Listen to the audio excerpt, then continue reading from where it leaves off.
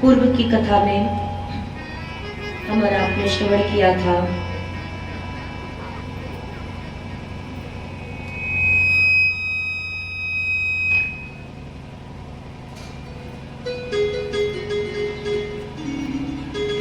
प्रभु श्री रुक्मिणी जी के साथ विवाह करते हैं और विवाह ऐसा हुआ जिसमें ठाकुर जी ने रुक्मिणी जी का हरण किया।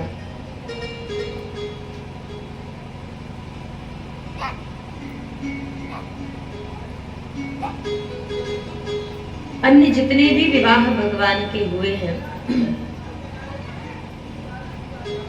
16,108, इन समस्त विवाहों में ठाकुर जी ने कोई भी ऐसा विवाह नहीं किया जो ब्राह्म विवाह कहलाता है। ब्राह्म विवाह जिसमें दोनों पक्ष की, वर और कन्या, इन दोनों के पक्ष के माता पिता की सहमति के साथ विवाह हो, पिता आदर पूर्वक अपनी कन्या को वर को प्रदान करें, जिसमें कन्यादान हो। ठाकुर जी ने इस प्रकार का एक भी विवाह नहीं किया। यद्यपि क्षत्रिय धर्म यदि देखा जाए तो उस क्षत्रिय धर्म के अनुसार अधिकांश रूप से जितने भी विवाह होते हैं वे सभी विवाह किसी ना किसी संकल्प को लेकर के पूर्ण किए जाते हैं। आप हमारे संकल्प को पूर्ण कीजिए और हमारी पुत्री से विवाह कीजिए। किंतु आज भगवान कृष्णचंद्र ठाकुर जी ने जो विवाह किया ये राक्षसी विवाह कहलाता है। कन्या का हरण करके लेकर के जाना, क्योंकि कन्या की इच्छा है। और बोले हमारे कृष्ण भगवान ने जितने भी विवाह किए वो कन्या की इच्छा के अनुसार किए। राम जी इस मामले में तो किसी की इच्छा पूरी नहीं कर सके, लेकिन भगवान ने ऐसा कोई बचा ही नहीं जिसकी इच्छा को पूर्ण न किया। सबकी इच्छा मारा, 2, 4, 10, 50, 100 नहीं, 1000 नहीं, 16,108। कम बड़ी बात नहीं महाराज। जिस पुरुष के 2 विवाह हो जाएं उसके चेहरे का रंग कभी देखिएगा। और हमारे कृष्ण कन्हैया ने 16,108 विवाह किए, कम बड़ी बात नहीं। भगवान कृष्ण की लीला और राम लीला में अंतर सिर्फ इतना है कि रामचंद्र जी माधुर्य लीला करते हैं और भगवान कृष्ण ऐश्वर्य की लीला करते हैं। इको कम कीजिए थोड़ा, इको।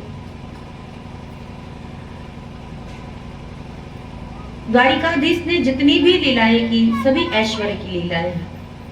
एक साधारण व्यक्ति के बस की बात नहीं है कि वह पूरे दिन 10 किलो का पत्थर अपने हाथ पर उठा करके खड़ा रहे। महाराज मात्र 10 किलो का पत्थर, किंतु भगवान कृष्ण 7 दिनों तक गोवर्धन को धारण किए रहे। इसलिए जितनी भी लीलाएं हैं, और राम जी ने ऐसी कोई भी लीला की ही नहीं। आप पूरे रामचरितमानस में देख लीजिए। दशरथ जी ने कहा, जब कैकेयी जी ने राम जी को वन जाने का निवेदन किया कि तुम्हारे पिता से मैंने वरदान मांगा है और पिताजी ने वरदान दे भी दिया है, तो दशरथ जी को जब राम जी प्रणाम करने आए तो राम जी से दशरथ जी कहते हैं कि पुत्र, कि मैंने सुना है सभी लोग तुमको भगवान कहते हैं, मुझे नहीं पता कि तुम भगवान हो कि नहीं, लेकिन तुम साधु जरूर हो। दशरथ जी महाराज को एक बार खबर लगी तो कि ये भगवान है, लेकिन फिर भगवान की माया ने उन्हें पकड़ लिया और फिर दशरथ जी ने भगवान न कहकर के राम जी को साधु कहा। तो ऐसे भगवान श्री कृष्णचंद्र जी जिन्होंने ऐश्वर्य की लीला की। महाराज प्रथम विवाह तो रुक्मिणी जी के साथ हुआ जो साक्षात लक्ष्मी जी है। कुछ लोग कहते हैं, कुछ क्या महाराज बहुत सारे लोग ये कहते हैं कि भगवान कृष्ण ने राधा जी के साथ विवाह क्यों नहीं किया। राधा जी के साथ विवाह इसलिए नहीं किया महाराज, यद्यपि राधा जी का विवाह हुआ है, राधा कृष्ण जी का विवाह ब्रह्मा जी ने करवाया था, वह स्थान आज भी है वृंदावन में, किंतु सामाजिक रूप से ठाकुर जी राधा जी को अपने साथ नहीं रखे। भगवान को प्राप्त करने के लिए, यद्यपि चूंकि हमने आपको और आप सभी जानते हैं कि भगवान कृष्ण ऐश्वर्य लीला कर रहे हैं और अपने आप को बार बार कहते हैं, हे अर्जुन मैं ही भगवान हूँ, मैं साक्षात ईश्वर हूँ, मेरा भजन करो, मेरा चिंतन करो। गीता जी में बार बार अपने आप को भगवान कहते हैं भगवान कृष्ण। और इस प्रकार भगवान ने अपने मुखारविंद से ही अपने आप को ईश्वर कहा है। तो ईश्वर को प्राप्त करने का सबसे सरल साधन प्रेम है। और प्रेम कैसे करना चाहिए? ये दो प्रकार के मार्ग ठाकुर जी ने दर्शाए, एक तो गोपियों का मार्ग और एक राधा रानी का मार्ग। गोपियों का कैसा मार्ग है? बोले गोपियों का मार्ग गृहस्थ आश्रम का है। सभी गोपियां गृहस्थ हैं, सबका विवाह हो चुका है, फिर भी वे भगवान के चरणों में ऐसा प्रेम कर रही हैं कि अगर उनके पति ने उन्हें एक कमरे के भीतर बंद भी कर दिया तो दूसरे शरीर से वे ठाकुर जी की लीला में पहुंच जाती हैं। और दूसरा राधा रानी, जिन्होंने गृहस्थ धर्म में प्रवेश नहीं किया, सिर्फ भगवान के विरह में उनके प्रेम को दर्शाया। इसलिए ठाकुर जी दो रूप से, रास्ते दोनों एक ही है महाराज, प्रेम का ही रास्ता है, लेकिन दो अलग अलग रास्ते हैं जो जाकर के भगवान कृष्ण में ही मिलते हैं। तो भगवान ने अपने आप को भगवान तो कह दिया, लेकिन पूजा कैसे करनी है? देखिए, जो ज्यादा तर्क वितर्क करते हैं ना महाराज भगवान में, वो भगवान को कभी प्राप्त नहीं कर सकते। रामचंद्र जी अरण्य कांड में नारद जी से कहते हैं, मेरे दो प्रकार के भक्त हैं, एक ज्ञानी भक्त और एक अज्ञानी भक्त। अज्ञानी कौन? प्रेमी भक्त। प्रेम तो अंधा होता है ना महाराज, लव इज ब्लाइंड, प्रेम तो अंधा हुआ। तो अज्ञानी क्या है? प्रेम में है, और प्रेम अंधा है। ज्ञानी बड़ा प्रकाश में महाराज। ज्ञानी व्यक्ति के अंदर इतना ज्ञान हो जाता है कि कभी कभी ज्ञानी व्यक्ति ही अपने आप में सूर्य लगता है, इतना तेज आ जाता है उसके हृदय में। चेहरे को देख लीजिए महाराज। और प्रेमी सदैव पागल बने रहते हैं। तो भगवान कहते हैं, नारद जी मुझे ज्ञानी भक्त से ज्यादा मुझे प्रेमी भक्त ज्यादा प्यारे हैं। ठाकुर जी ने, नारद जी ने कहा, ऐसा क्यों प्रभु? तो क्या ज्ञान की जो बातें लिखी है शास्त्रों में, जो कर्म कांड बताया गया है, उपासना कांड बताया गया है, ज्ञान कांड बताया गया, ये सारी चीजें व्यर्थ है? बोले नहीं, बिल्कुल नहीं व्यर्थ है। लेकिन जो जीव, जो मनुष्य मुझे ज्ञान के मार्ग से प्राप्त करना चाहता है, उसको मैं बहुत ही कठिनाई के बाद मिलता हूँ, क्योंकि रास्ते में तर्क कुतर्क वितर्क की बुद्धि रहती है महाराज। ज्ञान को प्राप्त करने के लिए आपको आपके मन में नाना प्रकार के प्रश्न आएंगे, फिर उनका उत्तर ढूंढेंगे, फिर प्रश्न आएंगे, फिर उत्तर ढूंढेंगे, और ऐसे करते करते भगवान के ही चरित्र पर, भगवान के ईश्वरत्व पर हम इतना संदेह कर बैठते हैं कि हम भगवान तक पहुंचने में हमको बड़े साल लग जाते हैं। और प्रेमी क्या करता है? बोले महाराज ज्ञानी तो चलता जाता है, चलता जाता है, और ज्ञानी उसी मार्ग, भक्त उसी मार्ग में अहिल्या जी की तरह बैठ जाता है। हे प्रभु, आपकी प्रतीक्षा में अहिल्या जी बैठी थी, आपकी प्रतीक्षा में चित्रकूट के संत बैठे थे, आपकी प्रतीक्षा में माता सबरी जी भी बैठी थी। हम वैसे ही भक्त हैं, हमें ज्यादा कुछ पता नहीं। हमारे गुरु जी ने हमको बस इतना कहा कि हे सबरी, तुम बस भगवान के आने का विश्वास रखना और नाम जप करते रहना, ठाकुर जी तुम्हारे द्वार पर खुद चल कर के आएंगे। और वही सबरी जी, उन्हीं के आश्रम के थोड़ी ही दूर पर अनेकानेक संतों के आश्रम थे, लेकिन ठाकुर जी किसी भी संत के आश्रम पर नहीं गए। क्यों? क्योंकि ये प्रेमी भी हैं, लेकिन प्रेमी से ज्यादा ज्ञानी अपने आप को मानते हैं। और सबरी माता अपने आप को प्रेमी मानती, प्रभु मुझे कुछ पता नहीं है, बस मेरे गुरु जी ने कहा है नाम जप करो और ठाकुर जी आ जाएंगे। अहिल्या जी को जब श्राप मिला, गौतम जी ने श्राप दिया, तो ये भी कहा कि ठाकुर जी तुम्हारे उद्धार के लिए स्वयं चल करके आएंगे, बस भगवान का नाम जप करना, उनको याद करते रहना। इसलिए ठाकुर जी कहते हैं कि मेरे जो दोनों भक्त हैं, ज्ञानी जो भक्त है मेरा, वो बड़ा बेटा है, और जो अज्ञानी प्रेमी भक्त है वो मेरा छोटा बेटा है। आपने देखा होगा जब माताएं अपने बालकों को लेकर के मेले में लेकर के जाती हैं, तो जो बड़ा बेटा होता है मैया उसका हाथ नहीं पकड़ती है, वरन बड़ा बेटा ही मैया का हाथ पकड़ के चलता है। लेकिन जो छोटा बेटा होता है उसके साथ क्या होता है? बोले छोटे बेटे का हाथ मैया स्वयं पकड़ के चलती है। भेदभाव है क्या? मैया बड़े बेटे से प्रेम नहीं करती? बिल्कुल उतना ही करती, बराबर का प्रेम है महाराज। लेकिन जब मेले में जाती है मैया, तो मैया को पता है कि बड़ा बेटा जो है मेरा वो समझदार है, अगर खोएगा तो उसी का नुकसान हो जाएगा, और ये बात बड़े बेटे को बहुत अच्छे से पता है। इसलिए जब भी कभी मेले में भीड़ आती है और जनता का दबाव आने लगता है, तो मेले का दबाव आते ही बड़ा बेटा क्या करता है? मैया के हाथ को पकड़ लेता है। लेकिन छोटे बेटे का हाथ मैया स्वयं पकड़ती है। ऐसे ही ज्ञानी भगवान के पास चल कर के जाते हैं, क्योंकि वो समझदार हो गए।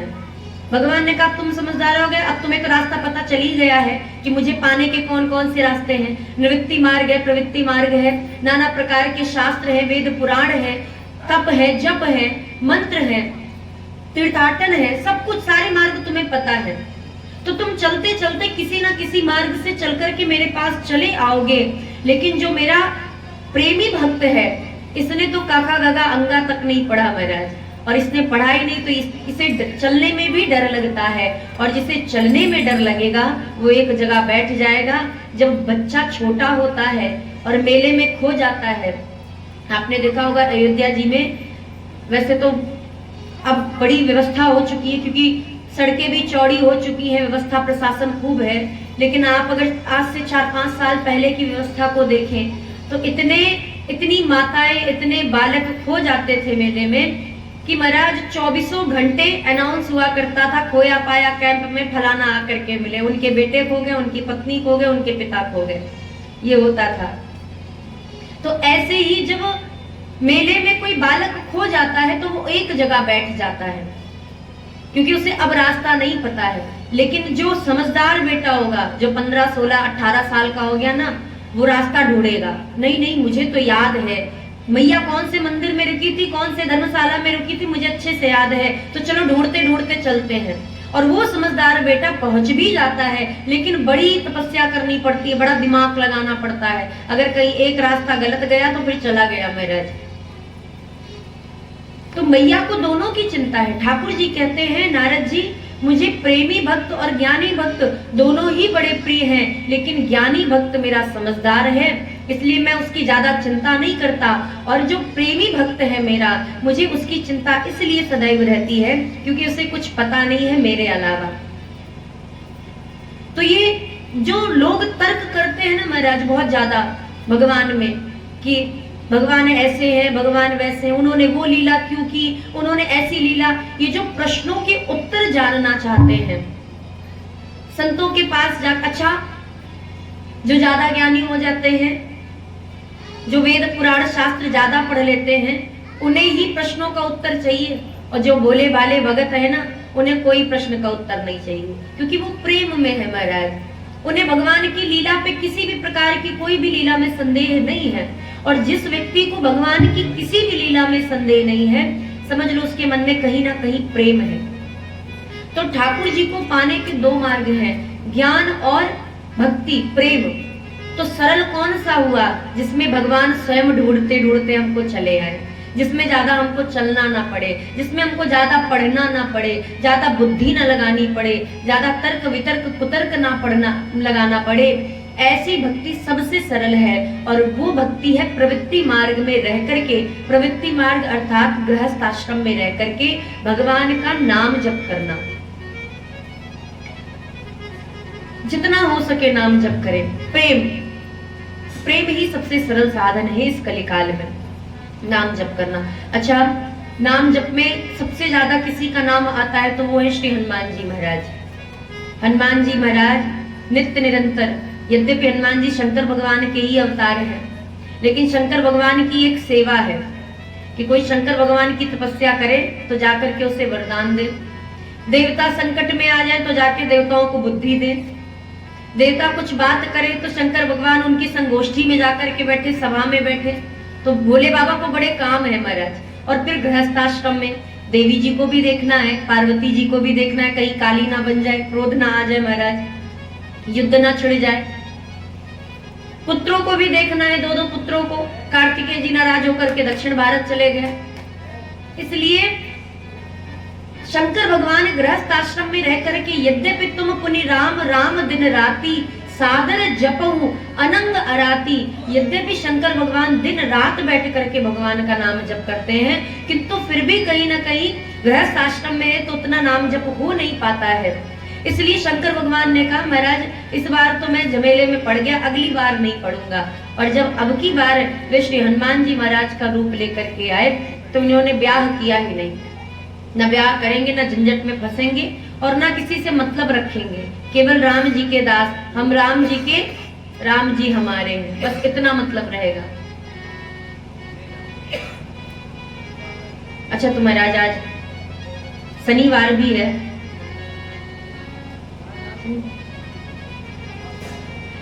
तो शनिवार है महाराज, तो आइए श्री हनुमान जी महाराज को हाँ और आप प्रणाम कर लें 5-10 मिनट के लिए, उसके बाद कथा में प्रवेश करेंगे। बोलिए श्री हनुमान जी महाराज की जय। हम और आप कहीं ज्यादा दूर नहीं जाएंगे, हनुमान जी के चरित्र में जाने के लिए श्री हनुमान जी महाराज जो अयोध्या के राजा है, उन्हीं को वंदन प्रणाम करेंगे। आप सभी लोग अयोध्या जी गए हैं, सभी लोग महाराज, और जितने भी यहाँ पे बैठे हैं या कोई भी अयोध्या जी गए तो सबसे पहले हनुमान गढ़ी पे जाके प्रणाम करते हैं, हनुमान जी महाराज को दर्शन करते हैं। ये नियम है और करना भी चाहिए। हनुमान जी महाराज को बिना प्रणाम किए नहीं जाना चाहिए। यद्यपि और किसी अन्य मंदिर में आप जाते हैं तो पहले राम जी को प्रणाम करें फिर हनुमान जी को प्रणाम करें, लेकिन अयोध्या जी में ऐसा नियम नहीं है। अयोध्या जी जाने वाले हर भक्त को पहले हनुमान जी को प्रणाम करना चाहिए, तब श्री सीताराम सरकार को प्रणाम करना चाहिए। ऐसा क्यों? क्योंकि हमारे जो श्री हनुमान जी महाराज हैं अयोध्या के राजा हैं।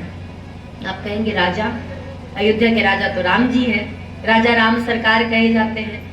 नहीं महाराज, राजा राम जी तब तक थे जब तक 11,000 वर्षों तक वो वहां अयोध्या जी में रहे। उसके बाद एक दिन ठाकुर जी बड़े चिंतित थे, माता जानकी जी पास में आई और पूछा प्रभु क्या बात है, बड़ी चिंता में है। तब राम जी ने कहा हे देवी, मुझे समझ में नहीं आ रहा मैं अयोध्या का राजा किसे बनाऊं, राजपद किसे दूं। बोले महाराज बड़े बेटे को दीजिए। राम जी ने कहा महाराज बात तो सही है, बड़े बेटे को ही राज मिलता है और बड़े बेटे को ही राज देना भी चाहिए, लेकिन अगर बड़े बेटे को मैं राज देता हूं तो मेरा छोटा पुत्र उसके साथ अन्याय हो जाएगा, और उसके साथ अन्याय होगा तो दोनों को हमें एक साथ देखना है, एक बराबर देखना है। तो क्या किया जाए? तो जानकी जी ने कहा प्रभु मैंने बड़े बेटे की बात की, बड़े पुत्र की बात की है, लवकुश की बात नहीं कर रहे हम। राम जी ने कहा बड़े पुत्र की? लवकुश ही तो हमारे 2 पुत्र हैं, कुछ बड़े हैं लव छोटे हैं। और अयोध्या जी के जो राजा होंगे, भाई अयोध्या कोई साधारण सी नगरी नहीं कि छोटा मोटा देश है महाराज दे दिया या बहुत बड़ा देश है। बात देश की नहीं है, बात साम्राज्य की नहीं है, बात सीमा की नहीं है, बात अयोध्या धाम की है। जैसे मेरा जो धाम है वृंदावन धाम, जैसे वो मुझे प्यारा है, वैसे मुझे अयोध्या धाम भी बहुत प्यारी है। अवधपुरी मम पुरी सुहावनी, ये सबसे ज्यादा प्यारी अयोध्या है मुझे। और मैंने अगर उसको यह नगरी, इस नगरी का राजा बना दिया तो अयोध्या के बराबर क्या ऐसा कोई देश नहीं है जिसका राजा मैं लव को बना सकूं। तब जानकी जी ने कहा प्रभु आप व्यर्थ ही चिंता कर रहे हैं, हम बार बार आपसे कह रहे हैं कि बड़े पुत्र को आप राजा बनाइए। और आपको याद नहीं है जब आपने हनुमान को मेरे पास भेजा था सोक वाटिका में, तब हनुमान जी मेरे पास मुद्रिका लेकर के आए थे आपकी, और उस मुद्रिका को जब उन्होंने दी, राम कथा सुनाई, आपकी कथा को सुनकर के मेरे मन का संदेह चला गया, मेरे मन का भय खत्म हो गया, और यह भी पता चल गया कि कुछ ही दिनों में आप आ भी रहे हैं। तो ये सारी खबर तो हनुमान जी ने दी, और उसी समय मैंने हनुमान को वरदान देते हुए हनुमान को अपना बड़ा पुत्र कह करके पुकारा। मैंने सबसे पहले सुत अगर किसी को कहा है तो वो श्री हनुमान जी महाराज हैं। तो बड़े पुत्र का पद तो मैंने हनुमान को दिया है। लवकुश के पहले भी मेरा जो पुत्र है वो है हनुमान जी महाराज। तो बड़े कौन हुए? बोले हनुमान हुए। तो बोले महाराज हनुमान जी को फिर राजा बनाओ। अब ठाकुर जी के साकेत धाम जाने का अवसर आया। जब साकेत धाम जाने लगे तो पूरी अयोध्या को लेकर के जा रहे थे।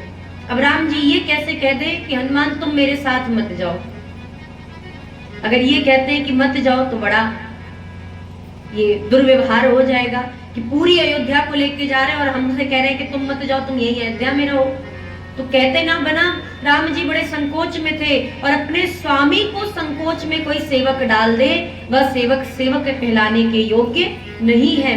इसलिए हनुमान जी ने ठाकुर जी के मन की कुछ दृष्टि को, कुछ छवि को देख करके अवलोकन किया और हनुमान जी को लगा कि राम जी चाह रहे हैं कि मैं अयोध्या में साकेत न जाऊं, और सच कहूं तो मेरा भी जाने का मन नहीं है। इसलिए हनुमान जी ने कहा प्रभु अगर आपकी आज्ञा हो तो मैं कुछ कहना चाहता हूँ। राम जी ने कहा कहो।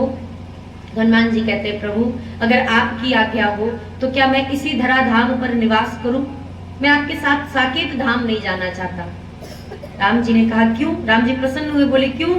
तब हनुमान जी महाराज कहते हैं प्रभु पहला कारण तो यह है कि आपके मन में कुछ बात चल रही है, और दूसरा सबसे बड़ा कारण यह है कि आपके साकेत धाम में आपका तो दर्शन होगा लेकिन आपकी कथाएं नहीं मिलेंगी। हनुमान जी कहते हैं कि साकेत धाम हो, वैकुंठ हो, गोलोक हो, कहीं पर भी भगवान की कथा नहीं है। स्वर्गे सत्ते च कैलासे वैकुंठे नास्तयम रसा। ये कथा कहाँ नहीं है, कहाँ है? तो श्री सुखदेव भगवान कहते हैं स्वर्गे सत्ते च कैलासे वैकुंठे नास्तयम रसा। ना तो ये कथा सत्य, ना तो ये कथा स्वर्गलोक में, तभी देवता बार बार आते हैं कथा सुनने के लिए अमृत का कलश लेकर के। सत्य अर्थात सत्यलोक साकेत धाम, वहां पे भी कथा नहीं है। च कैलासे, कैलाश पर्वत पर निवास करने वाले शंकर भगवान जिन्होंने इस राम कथा को प्रकट किया, उन्हें भी कथा सुनने के लिए दक्षिण भारत आना पड़ता है क्योंकि कैलाश पर्वत पे ये कथा नहीं है। स्वर्गे सत्ते च कैलासे वैकुंठे नास्तयम रसा। वैकुंठ में भी ये कथा प्राप्त उपलब्ध नहीं है। अतः पिबंतु सद्भाग्या मामा मुंचित करिहिचित। इसलिए हे सद्भाग्य जनों आप इस कथा को नित्य निरंतर पान करते रहो, बार बार पीते रहो, बार बार पीते रहो। ये श्री सुखदेव भगवान कहते हैं, वेद व्यास जी महाराज लिखते हैं। तो ऐसे साकेत धाम को जाने से ठाकुर जी श्री हनुमान जी महाराज ने जब मना किया कि प्रभु आपकी कथा नहीं मिलेगी, राम जी ने कहा मैं तो मिलूंगा। हनुमान जी ने कहा प्रभु क्षमा करना, आप तो मेरे हृदय में निवास करते हो। जब मन किया नेत्र बंद करके आप हृदय में बैठे हो, धनुषधारी श्री रामचंद्र जी का दर्शन कर लिया, लेकिन कथा सुनने के लिए मुझे बार बार इस धराधाम पर आना पड़ेगा। और मेरी इच्छा है अगर आपकी आज्ञा हो तो मैं साकेत नहीं जाना चाहता। तब राम जी ने उसी समय श्री हनुमान जी महाराज को अयोध्या का राजा घोषित कर दिया। बोले आज से लेकर के कलयुग पर्यंत जब तक इस धराधाम पर हमारी कथा चलती रहेगी, राम कथा, हरि कथा, हरि चर्चा जब तक होती रहेगी, तब तक तुम इस धराधाम पर निवास करना, और जिस दिन यह कथा इस धराधाम से लुप्त हो जाए, विलुप्त हो जाए, तब तुम हमारे धाम को चले आना। और इस प्रकार ठाकुर जी पूरे अयोध्या धाम को लेकर के साकेत चले गए, बस हनुमान जी महाराज नहीं गए। इसीलिए यत्र यत्र रघुनाथ कीर्तनम तत्र तत्र कृतमस्तकांजलिम वाष्पवारी परिपूर्ण लोचनम मारुतिम नमत राक्षसांतकम। कहते हैं महाराज जहाँ जहाँ भगवान की कथा होती है, यत्र यत्र रघुनाथ कीर्तनम, तत्र तत्र वहां वहां पर श्री हनुमान जी महाराज निवास करते हैं। और ऐसे नहीं, बोले बाष्पवारी परिपूर्ण लोचनम, नेत्रों में भगवान की प्रेम का और भगवान की कथा को सुनने का जो प्रेमाश्रु है उसको लेकर के आंखों में कथा सुनते हैं महाराज, इतने भाव से कथा सुनते हैं। तो ऐसे श्री हनुमान जी महाराज को ठाकुर जी ने अयोध्या का राजा बनाया, और अयोध्या राजपद देने के पश्चात हनुमान जी महाराज बने। अब आपने देखा होगा हनुमानगढ़ी में, बड़े ध्यान से सुनिएगा महाराज, हनुमानगढ़ी की कथा है। हनुमान जी महाराज को जब भी आपने देखा होगा तो हनुमान जी महाराज की आंखें बड़ी बड़ी हैं। राजा की आंखें, कहते हैं महाराज राजा की आंखें सबको एक समान रूप से देखनी चाहिए राजा को। और आंखें बड़ी बड़ी होने का अर्थ ये कि कोई भक्त यदि भगवान को न भी देख पाए तो कोई बात नहीं, लेकिन हमारे हनुमान जी महाराज हनुमानगढ़ी में आने वाले हर एक भक्त पर दृष्टिपात जरूर करते हैं, इसलिए आंखें बड़ी बड़ी हैं। कुछ संत ऐसा कहते हैं कि जो स्वरूप हम हनुमान जी महाराज का देखते हैं वो हनुमान जी महाराज नहीं है। वो कौन है? वो अंजना माता है। हनुमान जी महाराज अंजना माता के गोद में विराजमान है, जो कि दिखते नहीं है किसी को भी, ऐसा कुछ संत कहते हैं। अब सच्चाई क्या है महाराज, ये तो अयोध्या के कोई भी लोग नहीं जानते हैं, क्योंकि हनुमानगढ़ी के कुछ ऐसे रहस्य हैं जो हनुमानगढ़ी के जो पुजारी होते, मुख्य पुजारी, उनके अलावा उस रहस्य को कोई और नहीं जान पाता है, कोई नहीं जान पाता महाराज। हनुमानगढ़ी में जो पुजारी आरती करते हैं ना महाराज, भोग लगाते हैं, उनको संकल्प दिलाया जाता है, कसम दिलाई जाती है, हनुमान जी महाराज को स्पर्श करा करके संकल्प कराया जाता है, कसम दिलाई जाती है कि हनुमानगढ़ी के ये राज हैं और आप कभी भी किसी को नहीं बताएंगे। जब तक आप पुजारी के पद पर रहेंगे तब तक तो नहीं बताएंगे, उसके बाद भी किसी को नहीं बताएंगे। और एक पुजारी मात्र 6 महीने के लिए ही नियुक्त होते हैं, जीवन में कभी भी उनको फिर पुजारी बनने का मौका नहीं मिलता है, दोबारा कभी वो हनुमान जी के पुजारी नहीं बनाए जाते। लेकिन अब हनुमान जी की कृपा हो जाए तो अलग की बात है महाराज, हनुमान जी कृपा कर दे, क्योंकि एक ऐसे पुजारी जी हुए जो 2 बार बने और आज भी उनका नाम सभी लोग कहते हैं महाराज, नाम क्या है हमें नाम नहीं पता है, लेकिन वो पुजारी जी 2 बार हनुमान जी महाराज के पुजारी बने। और सबसे कठिन सेवा अयोध्या जी में किसी की है तो वो है श्री हनुमान जी महाराज की, अयोध्या के राजा श्री हनुमान जी महाराज की। 2 बजे उठना रहता है महाराज, 2 बजे उठ के 2:30 बजे मंदिर में पहुंच जाना है और हनुमान जी महाराज को जगा देना है। हमारे हनुमान जी महाराज, आप छोटी छावनी कभी गए हो या कभी जाइएगा, अगर आप 7 बजे छोटी छावनी पहुंच जाते हैं तो आपको पर्दा खुला नहीं मिलेगा। 7:30 बजे तो हो ही नहीं सकता, 8 बजे भी हमारे छावनी की सरकार नहीं उठते हैं। 8:30 बजे हमारे छावनी में हमारे छावनी सरकार के पर्दा खुलते हैं महाराज, बड़े ठाठ से उठते हैं। और छावनी, छोटी छावनी में जब तक हमारे श्री सीताराम सरकार को लड्डू का भोग नहीं लगा दिया जाता तब तक दतून नहीं कराया जाता है। वेद पाठ उठ सुनकर के ही हमारे छावनी सरकार उठते हैं। इसलिए कभी जाइएगा 7 बजे, गर्मियों में 7 बजे और ठंडी में 7:30 बजे। तो गर्मी में जब 7 बजे आप जाएंगे तो वहाँ कुछ बालक बैठ करके, जो छावनी में विद्यार्थी पढ़ते हैं, वो वेद पाठ करते हैं। पहले वेद पाठ करके ठाकुर जी को जगाते हैं, फिर ठाकुर जी को लड्डू का भोग लगता है। ठाट बाट से उठते हैं ना महाराज, यहाँ उनको कोई चिंता नहीं है, राजा की तरह उठते हैं महाराज। तो लड्डू का भोग लगाया जाता है, फिर दतून कराया जाता है, तब स्नान करते हैं और 8:30 या 9 बजे भगवान की आरती होती है। ये हमारे छावनी सरकार के ठाट बाट है। और हनुमान जी महाराज के ठाट क्या है? बोले महाराज ये तो राजा है और राजा को तो ब्रह्म मुहूर्त में अपनी सभा में पहुंच जाना होता है। दशरथ जी महाराज 4 ही बजे ब्रह्म मुहूर्त में ही अपनी पूरी सभा के साथ उपस्थित हो जाते थे, नित्य प्रति का ये नियम था।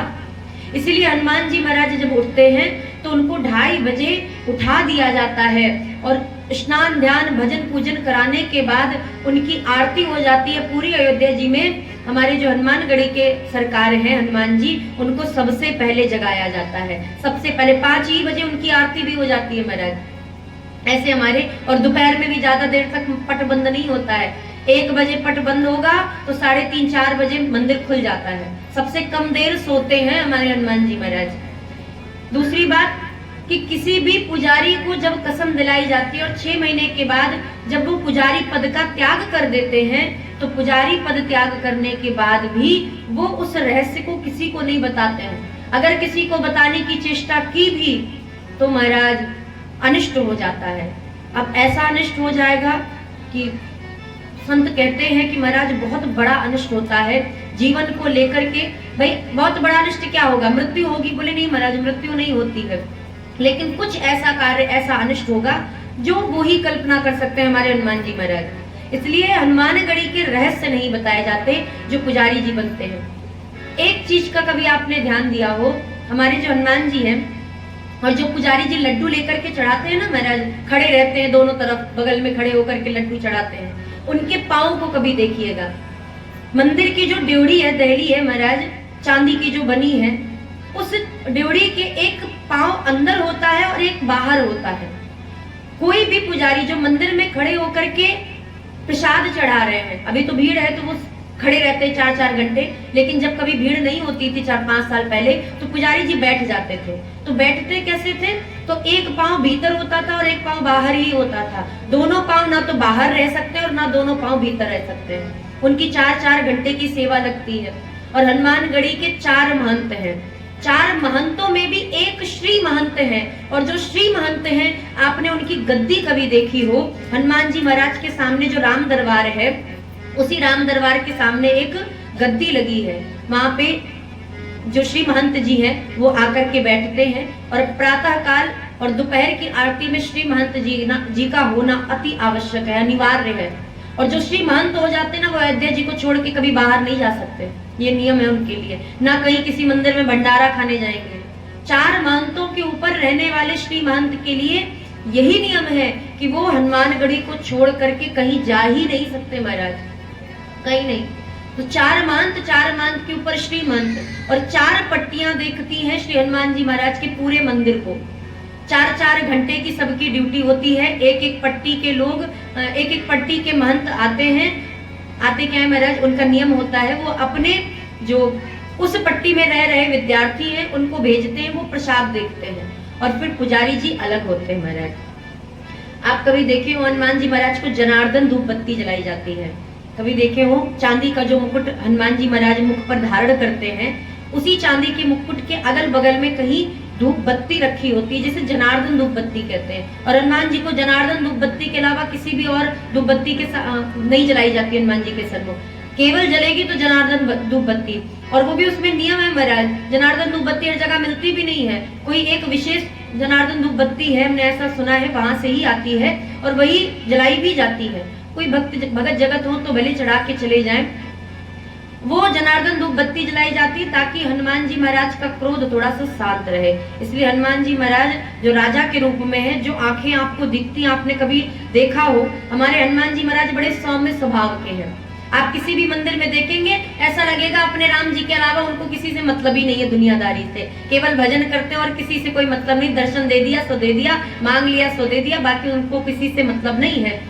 ऐसा अन्य जगह का स्वरूप है हनुमान जी का। लेकिन अयोध्या में हनुमानगढ़ी का, हनुमान जी महाराज का जो स्वरूप है, बड़ी बड़ी आंखें हैं, क्रोधित बड़े जल्दी होते हैं हमारे हनुमान जी। इसीलिए उनको ठंडा करने के लिए जनार्दन धूप बत्ती थोड़ी थोड़ी देर में जलाई जाती है। और जिसके धूप बत्ती के कारण जो गर्भगृह है हनुमान जी, हनुमानगढ़ी का, वो गर्भगृह काला हो गया है महाराज। और वो हमेशा हो जाता है, इतनी धूप बत्ती जला दी जाती है कि वो काला ही हो जाता है।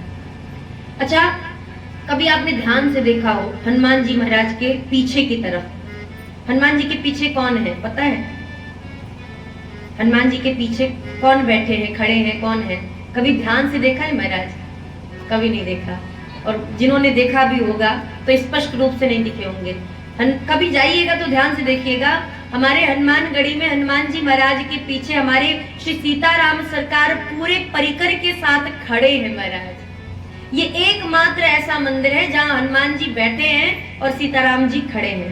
पूरे विश्व में एक ऐसा मंदिर है महाराज। नहीं तो अगर राम जी खड़े हैं तो हनुमान जी भी खड़े ही मिलेंगे, या तो चरणों में बैठे मिलेंगे भी तो चरणों में। लेकिन हनुमानगढ़ी में हनुमान जी महाराज तो राजा बन के ठाट बाट से बैठे हुए हैं और हमारे श्री सीताराम जी, जानकी जी, भरत, श्री शत्रुघ्न जी, लक्ष्मण जी और पूरे परिकर के साथ रामचंद्र जी खड़े हैं। क्योंकि जनार्दन धूप बत्ती जलाई जाती है और पूरा गर्भगृह काला हो जाता है, जिसके कारण उस गर्भगृह में जो ठाकुर जी पीछे खड़े भी हैं वो किसी को दिख नहीं पड़ते हैं महाराज, क्योंकि इतने काले हो जाते हैं सरकार, इतनी धूप बत्ती जल जाती है। समय समय पर होली, दीपावली या कोई अन्य त्योहार पर्व, हनुमान जयंती, रामनवमी आता है तो ठाकुर जी को मज्जन कराया जाता है। मज्जन का मतलब स्नान कराया जाता है, वो मंजन मत समझ लीजिएगा महाराज। मज्जन का अर्थ ठाकुर जी के स्वरूप का जब स्नान कराया जाए तो समझिए कि ठाकुर जी का मज्जन कराया जा रहा है। भैया आप थोड़ा सा इधर आ जाइए और उधर का रास्ता थोड़ा खाली कर दीजिए। बोलिए श्री हनुमान जी महाराज की जय। तो हम और आप निवेदन कर रहे थे, चर्चा कर रहे थे कि श्री हनुमान जी महाराज के पीछे जो परिकर श्री सीताराम सरकार का जो खड़ा है परिकर पूरा, उनको समय समय पर मज्जन कराया जाता है। जब मूर्ति को स्नान कराया जाता है, प्रतिमा को स्नान कराया जाता है, तो कहते हैं मज्जन कराना। इसलिए जब सरयू जी में लोग जाते हैं और स्नान नहीं कर पाते हैं तो हाथ जोड़ लेते हैं और जल सर पर छिड़क करके जलपान कर लेते हैं, तो उसे कहते हैं मज्जन कर लिया महाराज। स्नान भी कर लिया तो भी मज्जन कर लिया, और प्रणाम कर लिया तो भी मज्जन कर लिया। तो ऐसे ठाकुर जी को मज्जन कराया जाता है। और भगवान श्री हनुमान जी महाराज का जो भोग लगता है, बहुत सारे भोग का भोग लगता है, लेकिन जो भी भोजन बनता है सब देसी घी का महाराज, और देसी घी का भोजन बनता है। हमारे हनुमान जी महाराज को कुछ विशेष भोग लगाया जाता है, जैसे अरबी का साग और देसी घी के लड्डू। हनुमान जी महाराज को हनुमानगढ़ी पे देसी घी के लड्डू ज्यादा चढ़ाए जाते हैं। वैसे तो हनुमान जी महाराज को बेसन के भी लड्डू बहुत प्यारे हैं, लेकिन हनुमानगढ़ी में हनुमान जी महाराज को देसी घी के लड्डू का ही भोग लगाना चाहिए। आजकल तो बड़ा महंगा हो गया है महाराज, 50 रुपए की को 4 ही लड्डू मिले, 5 ही लड्डू मिले, लेकिन जब भी चढ़ाइए तो देसी घी के बने हुए लड्डू का ही भोग लगाइए हनुमान जी महाराज को। जो कुछ भी भोग लगता है देसी घी। इसीलिए देखा होगा महाराज, हनुमानगढ़ी के जितने भी रहने वाले संत है ना महाराज, नागा बाबा, सब पहलवानी करते हो महाराज, हाथ में हल मुसल लेकर के महाराज कसरत किया करते हैं, जो भी लेते हो महाराज। क्यों? क्योंकि हनुमान जी महाराज के प्रसाद के अधिकारी सब कोई नहीं है, और जो हैं भी तो उनको पहलवानी करनी पड़ती है हनुमान जी महाराज का भोजन पचाने के लिए। अगर वो भोजन पचाने के लिए पहलवानी ना करे ना महाराज, एक ही दिन में पेट खराब हो जाए। और हनुमानगढ़ी में तो शर्त भी लगाई जाती है, कौन कितना ज्यादा घी पिएगा। ये शर्त वहां पे जैसे कंपटीशन होता है ना महाराज, उसी तरीके का हर वर्ष हनुमानगढ़ी में कंपटीशन होता है घी पीने का, कौन कितने किलो घी पिएगा, ये हर वर्ष कंपटीशन रखा जाता है। और इस हनुमान जी महाराज के प्रसाद के सब अधिकारी भी नहीं हैं। तो ये कुछ विशेष बात है। और आपने देखा होगा हनुमान जी महाराज को पुष्पों से सदैव ढके रखते हैं। कभी आपने ठाकुर जी के मुकुट तो देखा होगा, जो छत्र है महाराज वो तो दिखेगा, मुख पर मुकुट भी दिखेगा चांदी का, और हनुमान जी महाराज को सदैव चांदी पहनाई जाती है।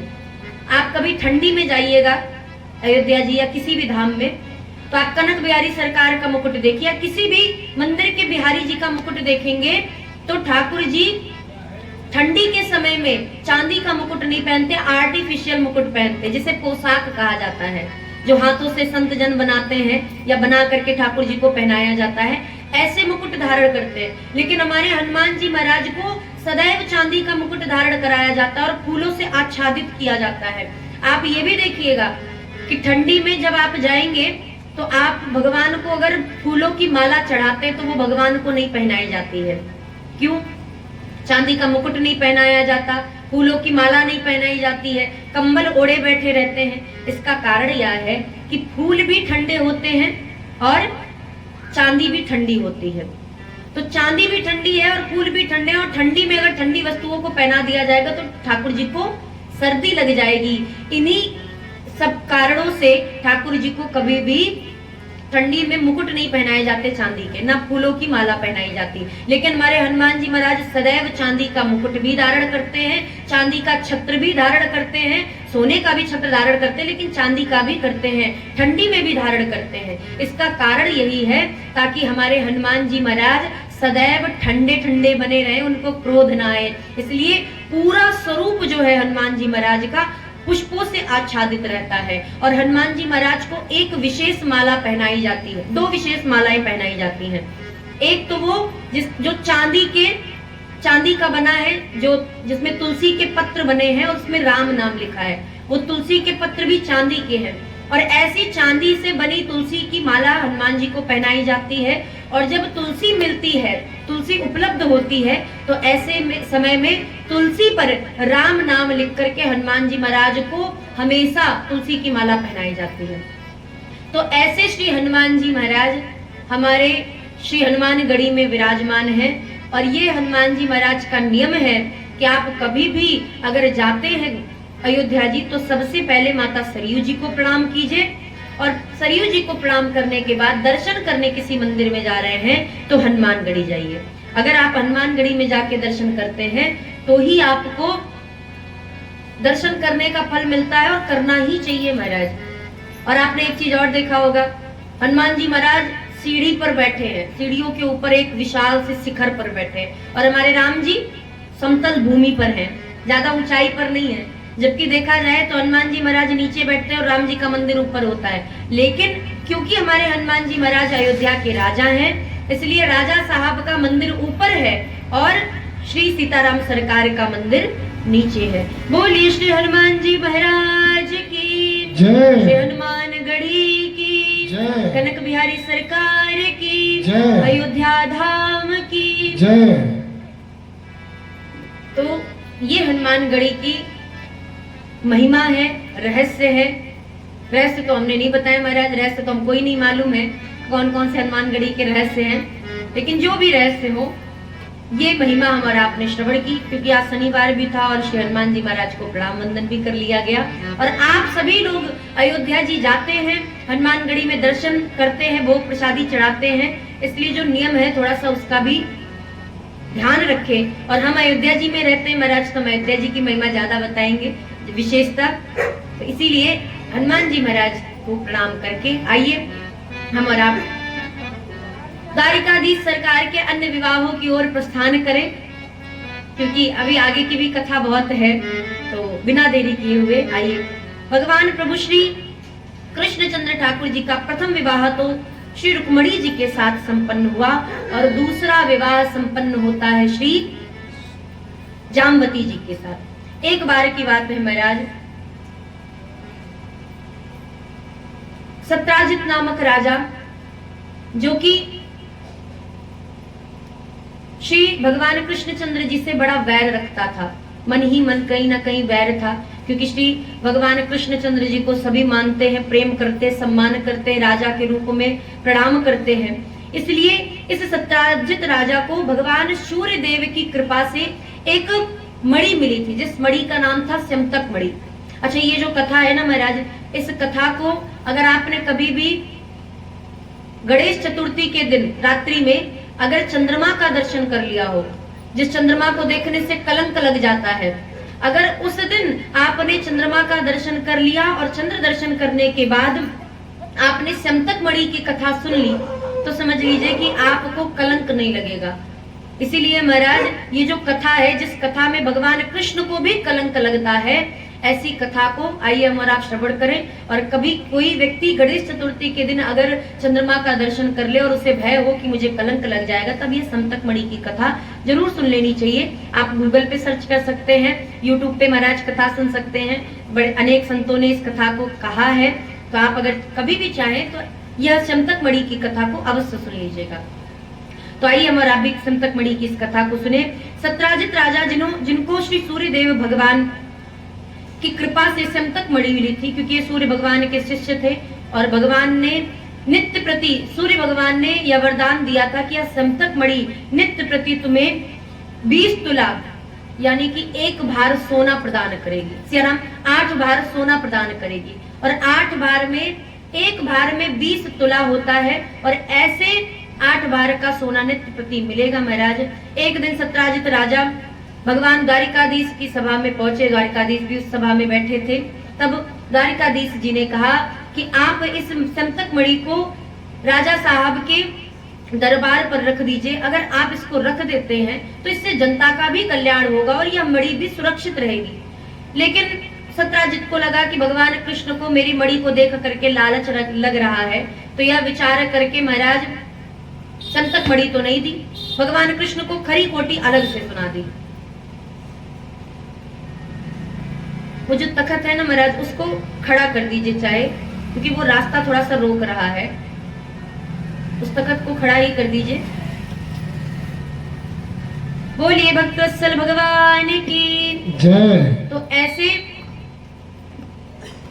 श्री भगवान कृष्णचंद्र जी को खरी कोटी भी सुनाई, और खरी कोटी सुनाने के बाद भी जब मन न भरा, तो एक दिन महाराज सत्राजित का जो पुत्र था प्रसेन, वह उस मणि को अपने गले में लटका करके महाराज माले में पिरो करके मणि को धारण करके एक दिन शिकार करने चल दिया। और जैसे ही शिकार करने चला तो उस शिकार को गया तो था महाराज शिकार करने के लिए, लेकिन ये खुद ही शिकार बन गया। जंगल में जाते ही एक सिंह ने प्रसेन को मार दिया और उसके गले में जो मणि थी उसको अपने मुख में भर करके चल दिया। थोड़ी दूर पर वह सिंह गया। सिंह के आगे जाते ही महाराज उस सिंह को भी एक भालू ने मार दिया। अब भालू उस मणि को लेकर के चला गया, किंतु जब प्रसेन इधर कई दिनों तक वापस लौट करके ना आया तो सत्याजित को ऐसा लगा कि लगता है मेरे पुत्र को, जिसने जो मणि लेकर के शिकार खेलने गया था, कृष्ण ने उसको मार करके उसकी उस मणि को ले लिया है, चोरी कर लिया। अब ठाकुर जी के ऊपर बिन बात का ही कलंक लग गया। महाराज बोले महाराज किया धरा कुछ नहीं, चोरी का कलंक अलग से लग गया। तो ठाकुर जी ने उसी समय निश्चय किया कि हम जाकर के उस मणि को लेकर के आएंगे और इस कलंक से मुक्ति पाएंगे। यद्यपि हमारे मन में कोई लालच था नहीं, किंतु फिर भी कलंक लगाया तो इस कलंक से मुक्ति तो पानी पड़ेगी। इसलिए ठाकुर जी प्रसेनजित के पद चिन्हों का अनुसरण करते हुए जिस रास्ते वह गया था उस रास्ते पर गए। ठाकुर जी को तो यद्यपि सब कुछ पता है महाराज, अपने साथ कुछ प्रजा को भी लेकर के साथ में गए और उस प्रजा को साथ में लेके गए गवाही के रूप में, ताकि वो गवाह बन सके। और ठाकुर जी जो ही गए महाराज तो थोड़ी दूर जाने के बाद देखा कि एक स्थान पर सिंह मरा पड़ा है। पहले तो प्रसेन को देखा, तो उस प्रसेन को देखने के बाद और आगे चल करके गए तो देखा कि सिंह मरा पड़ा है। सिंह को भी मार करके एक भालू के पद चिन्ह मिले। उस भालू के पद चिन्ह का अनुसरण करते हुए भगवान कृष्ण और आगे बढ़े तो एक गुफा में वह रास्ता जा रहा था। उस गुफा के भीतर भगवान कृष्ण पहुंचे। देखा जाकर के महाराज भालू की जो पुत्री थी वह पुत्री हाथों में स्यंतक मणि को लेकर के खेल रही थी। भगवान कृष्ण को जो ही देखा तो देखते ही महाराज जोर से चिल्ला पड़ी और चीख निकली तो अंदर से वह भालू निकल के आया और वह भालू और कोई नहीं था, श्री जामवंत जी महाराज थे। श्री जामवंत जी महाराज ने भगवान कृष्ण को देखा, पहचान तो पाए नहीं महाराज। भगवान कृष्ण ने उस मणि को मांगा, जामवंत ने मना कर दिया और इसी बीच महाराज दोनों के बीच में खूब भारी युद्ध हुआ। 27 दिनों तक यह युद्ध चला। ठाकुर जी भी खूब युद्ध करते रहे, चाहते तो महाराज एक ही बार में हरा देते या हार जाते, जो भी लीला करनी होती कर सकते थे, लेकिन ठाकुर जी को लीला कुछ अलग प्रकार से करनी थी। क्यों? बोले महाराज रामावतार में जब भगवान श्री रामचंद्र जी ने रावण के साथ युद्ध किया तो जामवंत जी महाराज बूढ़े हो चुके थे थोड़ा सा, और जामवंत जी का मन कर रहा था राम जी के साथ दो हाथ करने का, युद्ध करने का।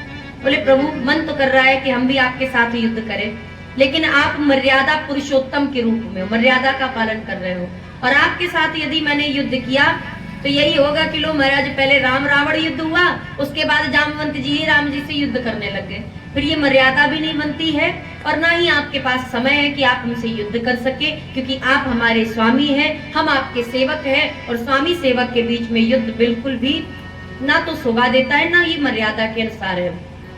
इसलिए प्रभु हम चाहते हैं कि अपने जीवन में आपसे एक बार हमारा आपका युद्ध जरूर हो, हम आपके साथ युद्ध करना चाहते हैं। ठाकुर जी ने कहा पहली बार ऐसा भक्त मिला है जो अपने भगवान से युद्ध करने की इच्छा रख रहा है। तब ठाकुर जी ने कहा ठीक है हम आपकी इच्छा को पूर्ण करेंगे, इस अवतार में नहीं कृष्णावतार में, द्वापर युग में। सतयुग के हैं महाराज जामवंत जी, कोई कम उम्र नहीं है। जब भगवान वामन ने अवतार लिया था और अपने शरीर को बढ़ा रहे थे और अपने एक चरण को ब्रह्मलोक में रख रहे थे, उतने देर में श्री जामवंत जी ने भगवान के चरणों की 7 बार प्रदक्षिणा कर ली थी, परिक्रमा कर ली थी महाराज। ऐसे जामवंत जी इतने फुर्तीले थे। और रावण से युद्ध क्यों नहीं किया? क्योंकि राम जी को ही रावण का वध करना था, ये रामावतारी की कथा थी, इसीलिए जामवंत जी ने किसी भी प्रकार से युद्ध किया ही नहीं महाराज। केवल वो बुद्धि ही देते थे सबको, हनुमान जी को कभी दे रहे, कभी अंगद को दे रहे हैं, कभी सुग्रीव को दे रहे हैं, कभी राम जी को दे रहे हैं, बुद्धि ज्यादा दी है, उन्होंने युद्ध कम किया है। तो ठाकुर जी ने वरदान दिया था, इसलिए इस लीला को पूर्ण करने के लिए ठाकुर जी 27 दिनों तक युद्ध करते रहे। तब जामवंत जी महाराज कुछ विचार करने लगे और विचार कर ही रहे थे कि उतनी ही देर में तो महाराज ठाकुर जी ने एक घूसा लगाया, और जो ही एक घूसा लगाया जामवंत जी धरती पर गिर पड़े। अब शरीर में बल नहीं रह गया। एक घूसे पर 27 दिन तक युद्ध हुआ, उसमें थकावट नहीं लगी, लेकिन भगवान कृष्ण के एक घूसे में जो थकावट हो गई, तब श्री जामवंत जी को पता चल गया कि और कोई नहीं, साक्षात हमारे प्रभु श्री रामचंद्र जी हैं, मेरी इच्छा को पूर्ण करने के लिए आए हैं। तब सामने हाथ जोड़ करके प्रार्थना करते, प्रभु मुझे क्षमा करे, मैंने अपने स्वामी के साथ इतने दिनों तक युद्ध किया, अपने स्वामी को परेशान किया। तब ठाकुर जी कहते हैं कोई बात नहीं, ये तो मेरी ही इच्छा थी, लेकिन अब क्योंकि देर हो रही है, 27 दिन हो चुके हैं और 27 दिनों तक पूरी प्रजा यह प्रतीक्षा कर रही है कि भगवान संतक मणि को लेकर के आएंगे, तब जाकर के उनका कलंक मिटेगा, तो इसलिए मुझे यह मणि प्रदान कर दीजिए। जामवंत जी कहते हैं प्रभु मैं यह मणि तो प्रदान कर दूं आपको, लेकिन दूं तो दूं कैसे? बोले क्यों? बोले महाराज जी मैंने अपनी पुत्री को दे दिया है और मैं अपनी पुत्री को दी हुई वस्तु को उससे वापस नहीं ले सकता, क्योंकि कन्या तो हमारे घर की तो है नहीं, कन्या का दान किया जाता है और कन्या दान करने के बाद शास्त्र का नियम है ना कन्या के ससुराल का, कन्या के घर का कुछ खाना चाहिए, ना कन्या से कभी कुछ लेना ही चाहिए। तो हम तो ये नहीं कर सकते महाराज, इसलिए मैंने जो मणि कन्या को दी है, अब आपसे निवेदन है कि मेरी कन्या के सहित इस संतक मणि को आप ग्रहण करिए, स्वीकार कीजिए। ठाकुर जी ने कहा जैसी आपकी इच्छा। तो ठाकुर जी ने उसी समय जामवती जी के साथ जामवंत जी के ऊपर कृपा की और जामवती जी को साथ में लेकर के संतक मणि को लेकर के आते हैं, पूरी प्रजा के सामने सत्राजित के हाथ पर रख देते हैं। सत्राजित को महाराज लगा कि मैंने तो बेवजह ठाकुर जी के ऊपर कलंक लगा दिया और ऐसा कलंक लगाया है कि पूरी प्रजा मुझे माफ नहीं करेगी। पहले जिन भगवान कृष्ण के ऊपर कलंक लगा था कि संतक मणि इन्होंने ही चोरी की, तो वही प्रजा कह रही थी हाँ हो सकता है महाराज भगवान कृष्ण ने बड़ी चोरी की है, पहले माखन चोरी की, फिर ब्रजरज की चोरी की, फिर चित्त भी चुराया गोपियों का, फिर चीर भी चुराया। तो चोरी करने की तो उनके बचपन की आदत है, तो चोरी करने की आदत जाएगी थोड़ी ना महाराज। तो पहले तो जनता का रुख इस तरफ था कि ठाकुर जी ने चोरी की है तो हाँ हो सकता है चोरी करे, और अब जब ठाकुर जी ने संतक मणि ला करके दे दी तब सब कह रहे कि देखो तो सत्राजित की बुद्धि खराब हो चुकी थी, इसने भगवान कृष्ण द्वारिकाधीश साक्षात नारायण के ऊपर इस प्रकार का कलंक लगाया, इसकी बुद्धि मारी हुई है। ये जनता है महाराज, भगवान को नहीं छोड़ा तो हम और आप कौन है? इसलिए जनता के बीच में इनकी बातों में ज्यादा पढ़ने का नहीं है महाराज। अगर आप इनकी बातों के बीच में पड़ जाएंगे तो ना तो भगवान का भजन कर पाएंगे ना अपना जीवन जी पाएंगे। हाँ ये जरूर है समाज में सामाजिक बन के रहना चाहिए, समाज में प्रतिष्ठित बन करके रहना चाहिए, लेकिन जब आप गलत ना हो तो फिर उस समय समाज की सुननी ही नहीं चाहिए महाराज। समय अपने आप से सब कुछ दिखा देगा। तब ठाकुर जी महाराज ने जो ही सत्राजित के सामने लाके रखी मणि, अब सत्राजित को बड़ा पछतावा हुआ। बोले महाराज ये जनता है छोड़ने वाली नहीं है, कल मेरे पक्ष में थी, मेरी तरफ हवा चल रही थी तो मेरी तरफ चली आई, आज उसकी तरफ मेरी तरफ हवा चल दी है कि मैं कलंकित हूँ, मेरा दोष है, तो ये जनता मुझे हमेशा कलंकित किया करेगी, मुझे समाज में जीने नहीं देगी। इसलिए प्रभु मेरा आपसे हाथ जोड़ करके निवेदन है कि आप इस मणि के साथ साथ आप मेरी पुत्री को भी ग्रहण कर लो, मेरी पुत्री के साथ विवाह कर लो। और यह जब विचार किया कि मेरी पुत्री के साथ विवाह करो, मैं आपका ससुर बन जाऊंगा और भगवान कृष्ण के ससुर को कोई गाली नहीं देगा महाराज, इसलिए मेरी पुत्री के साथ आप ब्याह कर लो। और यो कहकर के सत्राजित ने अपनी पुत्री सत्यभामा को भगवान कृष्ण को समर्पित किया। तो ये हुआ महाराज तीसरा विवाह, गिनते रहिएगा विवाह।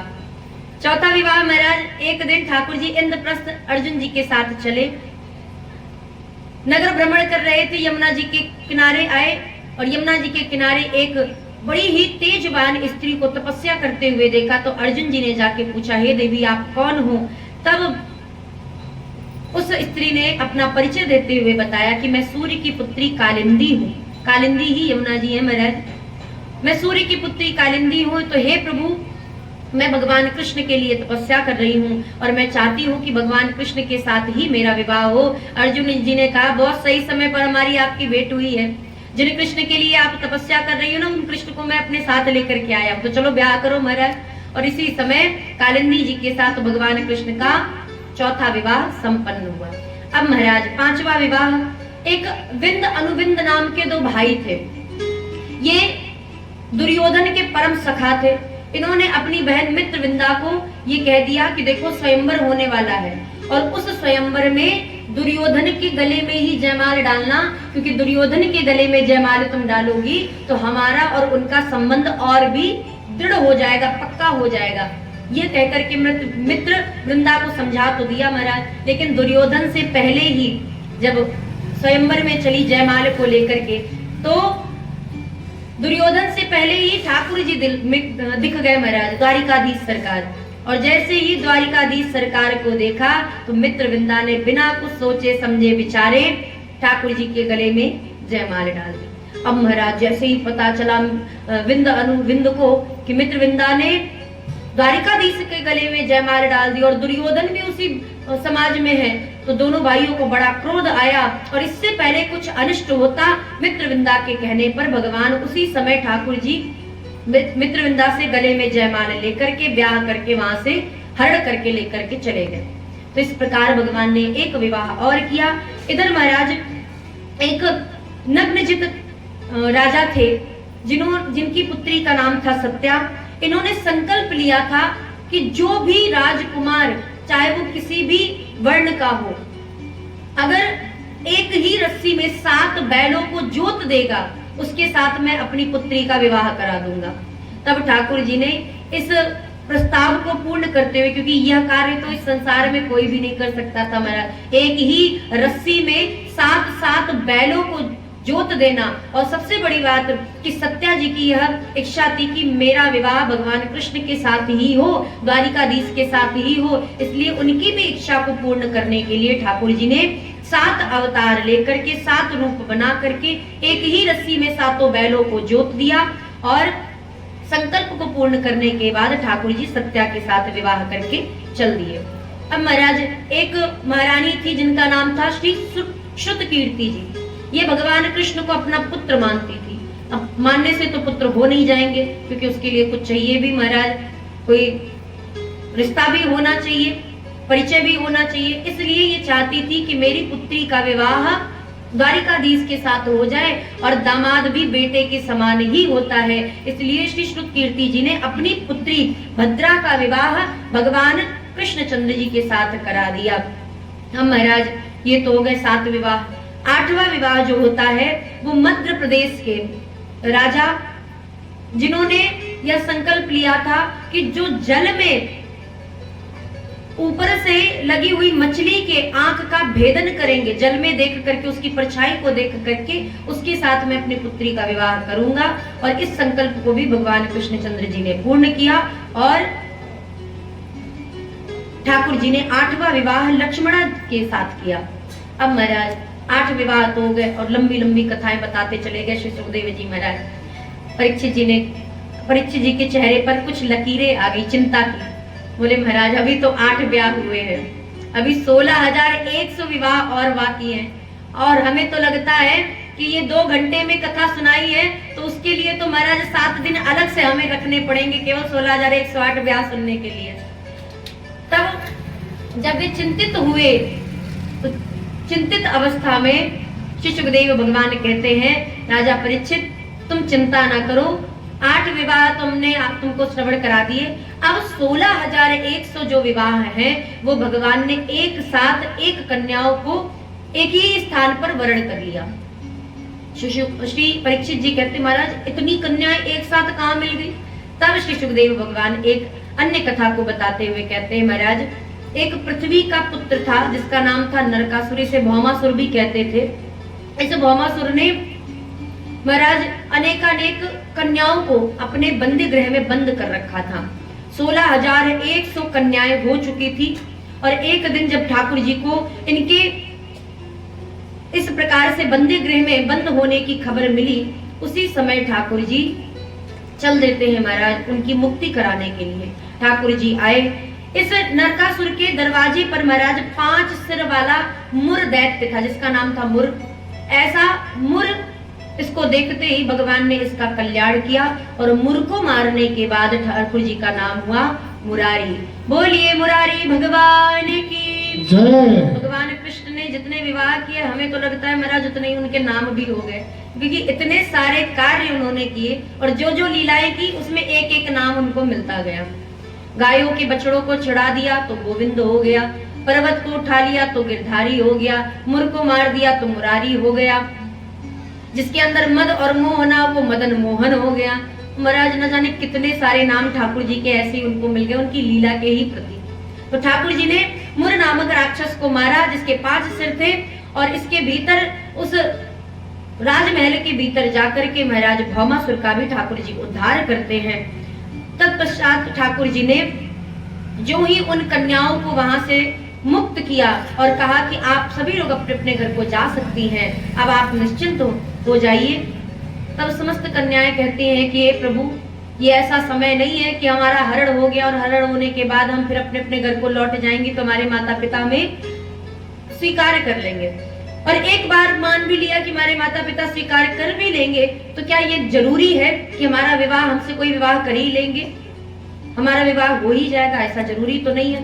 इसलिए आपसे निवेदन है, अब हम कहीं नहीं जाना चाहते हैं, अगर आप हमें अपनाएं तो अच्छी बात है, अन्यथा हम कोई और रास्ता देखें। तब ठाकुर जी ने उसी समय उनके मन के भाव को जाना, मनोदशा को समझा और भगवान ने 16,100 कन्याओं के साथ एक ही बार विवाह कर लिया। और इस प्रकार ठाकुर जी ने 16,108 विवाह किए। बोलिए द्वारिकाधीश भगवान की जय। यहाँ महाराज कभी कभी एक बार दूल्हा बनना भी बड़ा मुश्किल हो जाता है, और दूल्हा बन भी जाए तो कभी कभी ये लगता है कि दूल्हा बन ही क्यों गए महाराज। विवाह के लड्डू है ना, जो खाए सो पछता है, जो ना खाए सो भी पछता है। और भगवान कोई व्यक्ति 2 विवाह कर ले, 3 कर ले महाराज, मान लो 10 भी विवाह कर लिए, क्योंकि है एक ऐसा पंथ जहाँ पे विवाह करने के लिए कोई सीमा ही नहीं है, जितना कर सको महाराज ब्याह करते जाओ करते जाओ। हमारे यहाँ तो नियम बन गया है, हम 2 हमारे 2, फिर बाद में इसमें भी लोगों ने काट छाट कर दी, बोले नहीं महाराज 2 भी ज्यादा है, हम 2 हमारे 1, चाहे बेटा हो चाहे बेटी हो, एक ही काफी है। और एक पंथ ऐसा भी है कि हम 5 हमारे 25, हम 5 रहेंगे और हमारे 25 होने चाहिए, 5 से ज्यादा भी हो सकते, 25 से भी ज्यादा हो सकते हैं। तो वो तो ठीक है, चलो महाराज उनकी भावना है, ठीक है। लेकिन भगवान कृष्णचंद्र जी ने जो इतने सारे विवाह किए, इसका कारण सिर्फ इतना था कि ये भगवान अपनी इच्छा से कोई भी विवाह नहीं करते हैं। जितने भी विवाह किए सब अपने भक्तों की इच्छा को पूर्ण करने के लिए ही कर रहे हैं। 16,100 कन्याएं अगर जाकर के आत्महत्या कर लेती, आत्मदाह कर लेती, तो भगवान के ऊपर एक कलंक लग जाता महाराज। इसलिए ठाकुर जी ने उनकी मन की स्थिति को जान करके उनके साथ विवाह किया। और जितने अन्य 8 विवाह किए, उन 8 विवाहों में भी कन्या की इच्छा थी कि भगवान कृष्ण से ही मेरा विवाह हो, इसलिए ठाकुर जी ने उन कन्याओं के साथ भी विवाह किया। अब महाराज चलो ये बात तो हो गई, अब ठाकुर जी के पुत्र कितने हुए?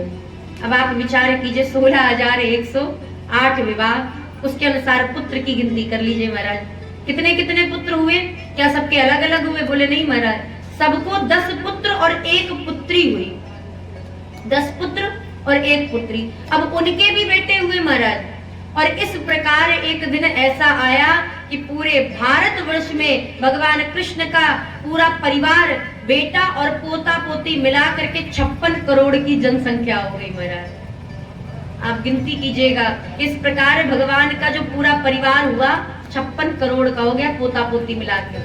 और देखने में भी महाराज द्वारिकाधीश भगवान ऐसा नहीं कि एक ही रूप बनाए ना, सबके साथ अनेकानेक रूप बना के, जितनी कन्याएं हैं, जितनी ठाकुर जी की पत्नियां हैं, उन समस्त पत्नियों के साथ ठाकुर जी रहते भी है, विहार भी करते और किसी को दुखी भी नहीं करते।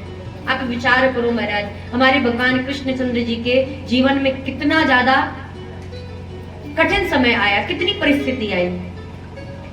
विवाह का महोत्सव भी ढंग से नहीं मन पाया, तब तक पूतना मौसी आ गई, सकट आ गया, त्रिडावर्त आ गया, गोकुल को छोड़ दिया नंद बाबा ने। और गोकुल छोड़ने के बाद जब वृंदावन आए तो अगासुर, वत्सासुर, बकासुर, न जाने महाराज कितने सारे दैत्य आए। भगवान ने हंसी हंसी उनका भी कल्याण किया, भगवान का वृंदावन भी छूट गया। मथुरा आए, मामा का ही वध करना पड़ गया महाराज। और मथुरा में भी कुछ दिन रहे, तो रहने के बाद फिर रण छोड़ करके जाना पड़ा, द्वारिका एक अलग सी नगरी बसानी पड़ी। द्वारिका में भी गए तो इतनी सारी परिस्थितियां आ गई महाराज, कभी भी शांति से ना बैठ पाए। लेकिन फिर भी कभी ठाकुर जी के मन में, आपने कभी भी पूरे भागवत जी पढ़ लीजिएगा महाराज, कभी भी ठाकुर जी ने अपने माथे पर सर रख करके माथा नहीं पीटा होगा, कभी रोए नहीं होंगे, कभी दुखी नहीं हुए होंगे। एक बार हुए थे, वो भी उद्धव जी को समझाने के लिए कि तुम जाओ जाके गोपियों के प्रेम को देख करके आओ, बस ये कारण था। अन्यथा ठाकुर जी के मन में कोई दुख नहीं था, क्लेश नहीं था। और यहाँ तो महाराज थोड़ी सी परेशानी आ जाती, तुम भगवान को याद करके भगवान को ही दोष देने लगते हैं। हमने हमेशा सबके साथ अच्छा किया, हमने हमेशा आपकी पूजा की, हमारे साथ ऐसा ही क्यों हुआ, हमारे साथ ही बुरा क्यों होता है, हमारे ही जीवन में इतने कष्ट परेशानियां क्यों है, ये रोने लगते हैं महाराज। तो ये हम निश्चित ही भगवान नहीं है। हमने एक दैत्य की कौन बात करे, हमने तो कभी एक छोटे से जीव जंतु को भी नहीं मारा महाराज। लेकिन जीवन की कितनी भी कठिन परिस्थितियां हो, आप भगवान कृष्ण जी से सीखिए, आप भगवान राम से सीखिए। प्रसन्नताम यनागताभिषेक तस्तता नममले वनवास दुखता। अयोध्या कांड के मंगलाचरण में भगवान श्री गोस्वामी जी महाराज कहते हैं, हमारे राम जी का स्वरूप कैसा है? बोले मंद मंद मुस्कुराने वाले ऐसे राम जी, जिनको अयोध्या का राज मिला तो प्रसन्नता नहीं हुई, और 14 वर्ष का वनवास मिला तो दुख भी नहीं हुआ। जैसे पहले मुस्कुरा रहे थे वैसे ही बाद में भी मुस्कुराते रहे। प्रसन्नताम यनागताभिषेक तस्तता न ममले वनवास दुखता। वनवास जाने का दुख भी नहीं हुआ और राजपाट को पाने की प्रसन्नता भी नहीं हुई, मुस्कुराते रहे महाराज। तो ऐसे हमारे ठाकुर जी ने इस प्रकार महाराज अपने बालकों के साथ, पुत्र पौत्र आदि के साथ, पत्नियों के साथ ठाकुर जी नित्य नए विहार कर रहे, और विहार करने के साथ साथ अपने बालकों को भी शिक्षा दे रहे हैं। महाराज ठाकुर जी ने, भगवान कृष्णचंद्र जी ने अपने पुत्रों को ब्राह्मण की सेवा और ब्राह्मण के श्राप से बचने के लिए सदैव सावधान करते रहे हैं कि देखो, ब्राह्मण का कभी अपराध मत करना, ब्राह्मण को कभी नाराज मत करना, ऐसा कोई कार्य मत करना कि ब्राह्मण गुस्से में आकर के तुम्हें श्राप दे दे, तुम्हारे ऊपर क्रोध कर बैठे। और इसीलिए एक बार ठाकुर जी बगीचे में बैठे हुए थे और कुछ छोटे छोटे से बालक भगवान के जो पौत्रादि थे, वे खेलते खेलते एक कुएं के पास गए जहां पर उनकी गेंद गिर गई थी जिस कुएं में। और जैसे ही झांक करके देखा तो देखते क्या है महाराज कि उस कुएं में एक बड़ा सा गिरगिट है। इतना बड़ा गिरगिट, उसको देख करके तुरंत सभी ने भगवान कृष्ण को बुलाया। और जैसे ही कन्हैया दौड़ करके आए, द्वारिकाधीश सरकार आए, तो देखते ही महाराज उस गिरगिट का स्पर्श किया, और स्पर्श करते ही उसी समय उसने दिव्य तेज, दिव्य रूप धारण किया और उसकी मुक्ति हो गई। मुक्ति होने से पहले भगवान ने पूछा, राजन आप कौन हैं? तब उस गिरगिट ने बताया, बोले महाराज मैं मनु जी महाराज का, इक्ष्वाकु जी का पुत्र हूँ। मेरा नाम नृग था, पूर्व जन्म में मेरा नाम नृग था। मैंने इतने अपने जीवन में गायों का दान किया है कि जिन गायों की आप आकाश में तारों को गिन सकते हैं, धरती पर जो ये कंकड़ पत्थर है, छोटे छोटे कण हैं, इनको गिन सकते हैं, सिर के बाल को गिन सकते हैं, लेकिन आप मेरी दान की हुई गायों को नहीं गिन सकते। मैंने इतनी गायों का दान किया। दानियों में सबसे पहले मेरा नाम आता है कि राजा नृग जैसा दानी कोई नहीं हुआ। अच्छा, तो इतना दान करने की, गौ दान करने के बाद भी आपकी ये दशा, ऐसी स्थिति कैसे आई? तब नृग ने बताया, बोले महाराज एक बार मैं गौ दान कर रहा था और मेरी गौ के उस झुंड में एक दूसरी गाय, किसी दूसरे ब्राह्मण की गाय आकर के मिल गई, और जब मैं गाय का दान कर रहा था मैंने उन ब्राह्मण देव की गाय का भी दान कर दिया। वे ब्राह्मण देव आए, क्योंकि मैंने पहले ही उन गायों का दान कर दिया था, तो भाई मैंने तो दान कर दिया, तो उस पर मेरा क्या अधिकार रह गया? तब वे ब्राह्मण देव आकर के कहने लगे, राजन आपने मेरी गैया का दान कर दिया। मैंने कई बार उन्हें ये बात कही, महाराज आप एक गाय की जगह आप हजारों गाय ले लीजिए, लेकिन अब उसे जाने दीजिए, क्योंकि मैंने उस गाय को दान कर दिया है। उधर उनको समझाते कि महाराज एक गाय चली गई, कोई बात नहीं, हमसे अनेकानेक गाय ले लो। और इधर जिनको गाय दान की थी उनको भी समझा रहे हैं, महाराज आप इनकी गाय इन्हें वापस कर दो, हम इसके बदले और गाय आपको दे देंगे। अब दोनों ही ब्राह्मण जिद में आ गए, बोले ना महाराज हम नहीं दे सकते, ना तो हम अपनी गाय इनको देंगे, ना उनकी गाय हम लेंगे, हमें तो हमारी ही गाय चाहिए। अब बताओ महाराज, गाय एक है, ब्राह्मण दो हैं, और दोनों कह रहे हैं हमको हमारी गाय चाहिए। राजा नृग बड़े परेशान हुए। तब अंत में आकर के दोनों ब्राह्मणों ने मिलकर के राजा नृग को श्राप दे दिया कि राजन, तुम्हें दान करना ही था तो थोड़ा सोच समझ करके करना चाहिए था। मुझे मेरी ही गाय चाहिए थी और तुम बार बार कभी उस ब्राह्मण के पक्ष में जा रहे हो, कभी इस ब्राह्मण के पक्ष में जा रहे हो, गिरगिट की तरह रंग बदल रहे हो, इसलिए हम श्राप देते हैं कि तुम्हें भी गिरगिट का ही रूप मिल जाएगा। अब जब मेरा शरीर छूटा तो छूटने के बाद महाराज, जब मैं यमराज के पास गया तो यमराज ने कहा, महाराज दान तो आपने खूब किया है, लेकिन आपको श्राप भी मिला है, तो आप कहो क्या स्वीकार करना चाहोगे? तब उन्होंने कहा, महाराज जो श्राप मिला है पहले उसको दे दो। तो मैं गिरगिट बन गया था और मुझे यह ब्राह्मण देव की ही कृपा थी कि मैंने गाय दान तो खूब की, लेकिन कभी आपका दर्शन ना हो पाया। और आज उन ब्राह्मणों के श्राप के कारण मैंने साक्षात सिर्फ नारायण का दर्शन ही नहीं किया, नारायण का स्पर्श भी कर लिया, और आज मुझे मुक्ति मिली भी तो नारायण के हाथ से ही मिली। इसलिए प्रभु मैं आपको प्रणाम करके अब यहाँ से जाना चाहता हूँ। ठाकुर जी ने उसी समय राजा नृग को मुक्ति प्रदान कर दी। कहने का तात्पर्य है महाराज, भगवान समय समय पर अपने पौत्रादियों को बता रहे हैं, अपने पुत्रों को बता रहे हैं कि देखो ब्राह्मण से कभी भी बैर मोल मत लेना। ब्राह्मणों से अगर तुमने बैर मोल ले लिया तो समझ लो फिर तुमको भगवान भी नहीं बचा सकते।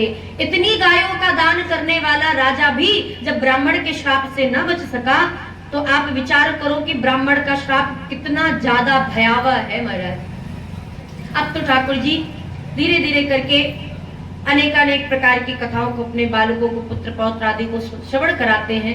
इधर बलराम जी महाराज ने चैत्र के महीने में भगवान कृष्ण से कहा कि देखो मेरा मन कर रहा है कि मैं ब्रज यात्रा करने जाऊं। तो भगवान कृष्ण ने कहा ठीक है प्रभु आप जाइए। तो क्या तुम नहीं चलोगे? बोले ना महाराज हम नहीं जाएंगे, आपको जाना है, आप ब्रजवासियों से मिलके आइए, हम नहीं जाएंगे। और इस प्रकार श्री बलराम जी महाराज 2 माह के लिए ब्रज यात्रा की ओर चल दिए। इधर श्री बलराम जी महाराज गए। बलराम जी का बड़ा भय था महाराज सभी राजाओं के मध्य में। भगवान कृष्ण को तो सब भगौड़ा भगौड़ा कहते थे, रणछोड़ कहते थे महाराज, ये तो रणछोड़ के चले गए, रणछोड़ राय हो गए महाराज। लेकिन बलराम जी से सभी राजा बड़े डरते थे। और जैसे ही बलराम जी द्वारिका को छोड़ करके ब्रजधाम की यात्रा पर गए तो एक राजा थे महाराज जिनका नाम था पौंड्रक। ये अपने आप को भगवान का अवतार बताते थे और स्वयं कहते थे मैं भगवान हूँ। तो महाराज इन्होंने क्या किया? बोले भगवान विष्णु की तरह बैठ करके, युग था ही महाराज जिस प्रकार आज आधुनिक युग है, उसी प्रकार कभी उस समय में भी जो व्यक्ति चाहे तो वो कर सकता था। इसने भगवान विष्णु की तरह 2 हाथ तो थे ही, 2 हाथ अलग से लगा लिए।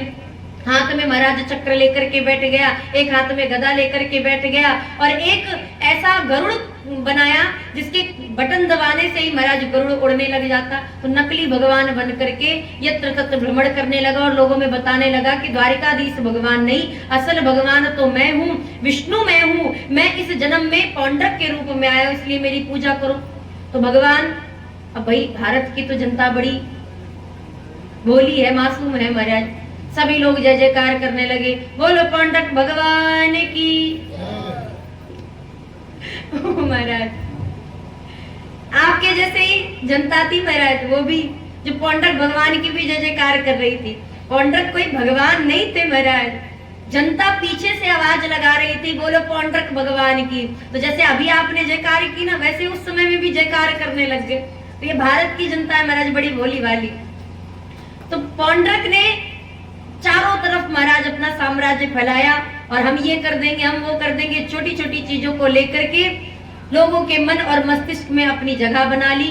और इनके जो मित्र थे उनका नाम था काशीराज महाराज। ये काशीराज पौंड्रक दोनों लोग मिलकर के साधक और भक्त बन करके, भगवान और भक्त बन करके जो भी महाराज दक्षिणा आती 50-50 करके रखते और मान सम्मान पूरा पाते। काशीराज बन जाते पौंड्रक भगवान के भक्त, और पौंड्रक तो भगवान बने बैठे ही है महाराज। और जैसे ही समाज में निकलते तो एक गरुड़ तो था ही, गरुड़ पर बैठ करके चल देते। तो काशीराज ने कहा देखो बलराम जी है नहीं द्वारिका में, और द्वारिकाधीश जो है वो भगोड़े, तुम तो जानते हो 17 बार रण को छोड़ करके चले गए। तो ऐसा करो मुकाबला करो, जब तुम मुकाबला करोगे तो लोगों के प्रति और विश्वास हो जाएगा कि तुम्हारा नाम कृष्ण से जुड़ा है। कहते हैं ना महाराज, थोड़ा सा चर्चा में बने रहना चाहिए, तभी फिर लोग जानते बूझते हैं। तो काशी राज की शंख और मूर्ख दूसरे के बजाने से ही बजते हैं महाराज। दूसरा अगर किसी ने कुछ फूंक दिया तो समझ लो बज गए। तो इस पौंड्रक ने काशीराज की बात मान ली, और जैसे ही काशीराज की बात मानी तो एक पत्र लिख करके भेज दिया। बोले तुम असली भगवान नहीं, असली भगवान तो मेरे भगवान पौंड्रक हैं। और यूं कह करके जैसे ही उस पत्रिका को भगवान कृष्ण को पढ़ के सुनाया गया तो सैनिक कहते, दूत कहते, प्रभु आज हमें पता चला कि आप तो नकली वाले भगवान, असली भगवान तो कोई और है। भगवान ने कहा मतलब? बोले महाराज पौंड्रक भगवान का जन्म हुआ है, अब हुआ है। तो चलिए, उन्होंने ये भी लिखा है कि तुम मिलने आ रहे हो कि हम तुमसे मिलने आए। भगवान ने कहा कि भैया ऐसा है, उनको कष्ट और परेशानी ना दो, पौंड्रक भगवान है, चलो हम ही उनके चल करके दर्शन करके आए। पौंड्रक को पता चला कि कल भगवान द्वारिकाधीश आ रहे हैं तो महाराज शरीर कांपने लग गया और काशीराज से कहने लगा, भैया तुमने तो कहा था कि द्वारिकाधीश मिलने नहीं आएंगे और वो तो कल ही आ रहे हैं। बोले चिंता करने की क्या बात है, आने दो, अकेले आएंगे ना, बलराम थोड़ी ना है उनके साथ। और वो कह करके बुलाया महाराज। पौंड्रक को देख करके भगवान को पहले तो बड़ी हंसी आई। बोले महाराज ये तो हमसे भी ज्यादा वाले पहलवान निकले, हम तो भले थोड़ा बहुत श्रृंगार करके विराजमान रहते, भक्त बुलाता है तो बिन श्रृंगार के ही को दौड़ चले, ये तो महाराज बराबर पूरा का पूरा श्रृंगार किए बैठे हैं, इन्होंने तो हमें भी फेल कर दिया। और इधर महाराज पौंड्रक यद्यपि भगवान का रूप बना करके रहता था, किंतु फिर भी भगवान का रूप ही बनाता था। इसीलिए भगवान ने जब इसका उद्धार किया तो भगवान ने अपनी परम पद, अपनी मुक्ति प्रदान की। महाराज आप विचार करो, भगवान के जैसा रूप बनाने वाला जो इस संसार में भ्रांति फैला रहा है कि महाराज हम भगवान है, द्वारिकाधीश भगवान नहीं, असली भगवान को भी जो नकली बता रहा है, ऐसे भगवान का अपराध करने वाला पौंड्रक भी, उसको भी भगवान ने मुक्ति प्रदान कर दी, क्योंकि कहीं ना कहीं वह भगवान के स्वरूप का ही रूप धारण करता था। इसलिए महाराज रूप धारण करने का बड़ा महत्व है। ये जो रूप धारण करते हैं ना महाराज, हम जो लीला देखते हैं, आजकल तो झांकी निकलती है, आपने देखा होगा झांकी निकलती है कथा के बाद। कई जगह हमने देखा है महाराज, लोगों ने व्यवस्था कर दी कथा में कि कथा के बाद झांकी निकाली जाएगी जिसमें राधा कृष्ण जी को नचाया जाएगा। और महाराज इतने भद्दे भद्दे गाने पर भगवान कृष्ण और राधा जी का रूप बना करके लड़का लड़की नृत्य करते हैं कि हम क्या ही बताएं। और लोग देखते हैं महाराज, लोग बुलाते, लोगों के बुलाने पर, उनकी इच्छा पर ही तो उन्हें बुलाया जाता है। ऐसे ऐसे कार्यक्रम कराए जाते हैं। ठाकुर जी की राम लीला, रास लीला और भगवान की झांकी में, इन दोनों में आज के समय में बड़ा अंतर हो गया है। वृंदावन से जो झांकी जो रास लीला आती है ना महाराज, वो बड़ी मर्यादा के साथ एक एक शब्दों का चयन करके अपने आप से जो डायलॉग होते हैं, जो वो बोलते हैं महाराज, उन सभी में जो शब्दों का प्रयोग करते हैं वो बड़ी ही मर्यादा का प्रयोग करके भगवान की लीला का दर्शन कराते हैं। और ये जो झांकी वाले होते हैं महाराज, ये झांकी वाले महाराज शरीर को दिखा दिखा करके बद्दे बद्दे तरीके से डांस करके और बद्दे बद्दे गाने पर भगवान कृष्ण के नाम पे न जाने कितने गंदे गंदे गाने लोगों ने निकाल दिए हैं, और लोग सुनते हैं, बड़े चाव से देखते भी हैं। महाराज ये सब बंद होना चाहिए, और बंद तभी होगा जब आप सभी जैसी जनता ये सब देखने के लिए नहीं आएगी, देखना बंद करेगी, तभी ये होगा महाराज। क्योंकि कई कथाओं में हमने देखा है कि झांकी के बाद ठाकुर जी को खूब नचवाया जाता है। कोई नाचने वाला, हाँ भगवान नृत्य करते हैं, नाचते नहीं हैं। रास लीला में, महारास में और झांकी में, दोनों में बड़ा अंतर है। हमारे पूज्य गुरुदेव भगवान छावनी के बड़े महाराज जी झांकी के प्रति अनन्य प्रेम है। आप अयोध्या जी में रामहर्षण कुंज गए होंगे, नाम सुना होगा। जानकी महल के सामने ही रामहर्षण कुंज मंदिर है। वहां के जो बड़े महाराज जी थे श्री रामहर्षण जी महाराज, उनका झांकी के प्रति इतना भाव था, इतना समर्पण भाव था कि ठाकुर जी जो छोटे से कन्हैया बनते थे, कृष्ण बनते थे और मुकुट धारण कर लेते थे, उनको वो अपनी गोद में बैठा करके ऐसा लगता था उन्हें कि साक्षात नारायण ही उनकी गोद में बैठे, इतना प्रेम था महाराज। और हमारे गुरुदेव भगवान कहते हैं कि जिसके माथे पर मुकुट आ जाए भगवान का और तिलक लग जाए, हाथ में बंसी आ जाए, समझ लो वो साक्षात नारायण के स्वरूप में है महाराज। उनको साक्षात नारायण मान करके ही प्रणाम करना चाहिए। ये रासलीला का स्वरूप है महाराज। आप भी आज भी आप वृंदावन के जो लीला वाले हैं उनको देखेंगे तो देख करके आपको समझ में आ जाएगा कि ये कितने सौम्य और मर्यादा के साथ भगवान की लीला का दर्शन कराते हैं। और आजकल तो नाच हो रहा है महाराज, केवल लीला का दर्शन नहीं कराते हैं। ये झांकी वाले जितने हैं ना महाराज, ये सब सिर्फ और सिर्फ नाच करा रहे हैं। ये झांकी का अवलोकन है ही नहीं महाराज। कहने का तात्पर्य कि ठाकुर जी का अगर कोई बालक मुकुट धारण करके तिलक धारण कर ले और बंसी ले ले तो साक्षात उसमें नारायण का ही स्वरूप देख करके उन्हें प्रणाम करना चाहिए। इसीलिए कल आपने देखा होगा माताओं ने और जो हमारे कथा के मुख्य जजमान हैं उन्होंने ठाकुर जी के स्वरूप का कन्या पूजन भी किया और कन्यादान भी किया, चरण पूजन किया। साक्षात रुक्मणी और कृष्ण मान करके ही उनकी पूजा की मंत्रों के माध्यम से, क्योंकि वह स्वरूप है और वह स्वरूप मर्यादित स्वरूप था, इसलिए वे साक्षात नारायण के स्वरूप कहे जा सकते हैं। तो इन समस्त बातों को कहने का तात्पर्य यही है महाराज कि पौंड्रक ने भगवान के रूप को छल के लिए, अपने निजी फायदे के लिए धारण किया था कि मेरा नाम होगा, मेरा पद प्रतिष्ठा बढ़ जाएगा, किंतु फिर भी भगवान ने उसको अपना सामीप्य पद प्रदान किया, मुक्ति प्रदान की। और इसके तत्पश्चात जो काशी राज था महाराज, उसका सिर काटा और वह सिर जाकर के काशी में गिरा। इस प्रकार भगवान ने पौंड्रक और काशीराज का भी उद्धार किया। अब इधर एक बार श्री नारद जी महाराज भगवान कृष्ण के पूरे परिकर को देखने आए। बोले महाराज इतना ब्याह करने के बाद भगवान कृष्ण का क्या हाल है, क्या दशा है, जरा देख करके आए। और जो ही नारद जी महाराज पहुंचे तो देखते क्या है, ठाकुर जी तो बड़े ठाट बाट से रह रहे हैं महाराज, कोई दिक्कत ही नहीं, कोई चिंता ही नहीं। नारद जी महाराज को बड़ा आश्चर्य हुआ। नारद जी पूरे परिकर का अवलोकन करते हैं। इसके बाद ठाकुर जी अब इंद्रप्रस्थ में राजसूय यज्ञ में प्रस्थान करते, जहाँ पे 100 वर्षों के बाद आज भगवान कृष्णचंद्र जी मथुरा वासियों से और ब्रजवासियों से, उन गोपियों से मिल रहे हैं। नंद बाबा और श्री यशोदा मैया से मिलते हैं। ऐसा दिव्य समागम हुआ। 3 महीने तक ठाकुर जी वहां पर निवास करते हैं। इस यज्ञ को जरासंध पूर्ण नहीं होने दे रहा था। अभी जरासंध का उद्धार नहीं हुआ महाराज, क्योंकि 17 बार तो इसने भगवान को हराया, सियाराम भगवान ने इसे हराया और 18वीं बार भगवान रण को छोड़ करके भाग गए। कारण यह था कि जरासंध ने ब्राह्मणों से यह कह दिया था कि अगर अब की बार मैं हार गया तो मैं तुम सबके प्राणों का हरण कर लूंगा, मुझे ब्रह्म हत्या का दोष लगेगा, उससे मतलब नहीं है। तो ब्राह्मण बेचारे फंस गए। इसीलिए भगवान ब्राह्मणों की रक्षा के लिए, प्राणों की रक्षा के लिए रण को ही छोड़ के भाग गए। अब राजसूय यज्ञ में जब पहुंचे तो जरासंध ब्राह्मण भक्त हो चुका था, क्योंकि भाई जैसे ही ब्राह्मणों को ये शपथ दिलाई कि अब की बार मैं विजयी होना चाहता हूँ और मुझे चाहिए कि मैं विजयी हो जाऊं, तो महाराज मैं माला माल कर दूंगा तुम सबको। तो भाई भगवान छोड़ करके चले गए रण को और ये ब्राह्मणों से बड़ा प्रसन्न हो गया। और जो ही प्रसन्न हुआ महाराज, कोई भी ब्राह्मण इसके द्वार पर आए, कुछ भी मांगे ये दे देता था। इसीलिए अर्जुन और भीम को लेकर के भगवान कृष्णचंद्र जी चले। अर्जुन और भीम ने ब्राह्मण का रूप बनाया और वरदान में ये मांगा कि महाराज हम आपके साथ मल्ल युद्ध करना चाहते हैं। जरासंध ने कहा कि मल्ल युद्ध, ब्राह्मण होकर के मल्ल युद्ध करना चाहते हो? तो पहले ही इसने संकल्प ले लिया था कि अच्छा ठीक है, आप जो मांगोगे हम देंगे। अब संकल्प ले लिया तो देना तो पड़ेगा ही महाराज। तो पहले तो आशंका हुई कि ये कैसे महाराज मल्ल युद्ध कर सकते, ब्राह्मण तो आज तक कभी मल्ल युद्ध नहीं किए। किंतु जब महाराज वचन दे दिया और देखा कि ये कोई ब्राह्मण नहीं, अर्जुन और भीम ही है, अंत में भीम के द्वारा जरासंध का उद्धार हुआ।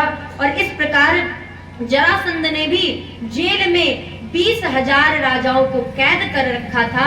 भगवान ने जब भगवान को यह बात पता चली कि जरासंध ने 20,000 राजाओं को कैद किया है, तब ठाकुर जी ने उसी समय जाकर के उन 20,000 राजाओं को उस कैद गृह से, उस कैद खाने से मुक्त कराते हैं।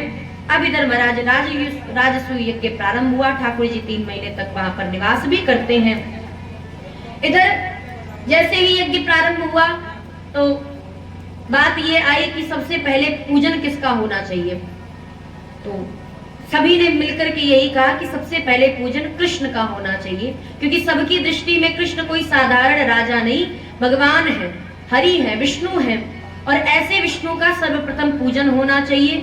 महाराज इसी सभा में शिशुपाल बैठा था, जिसका ब्याह होने वाला था ना महाराज कल रुक्मणी जी के साथ, और रुक्मणी जी चली आई तो शिशुपाल ने बिन दुल्हन के बारात वापस लेकर के आया था। तो यही शिशुपाल उस समाज में बैठा था।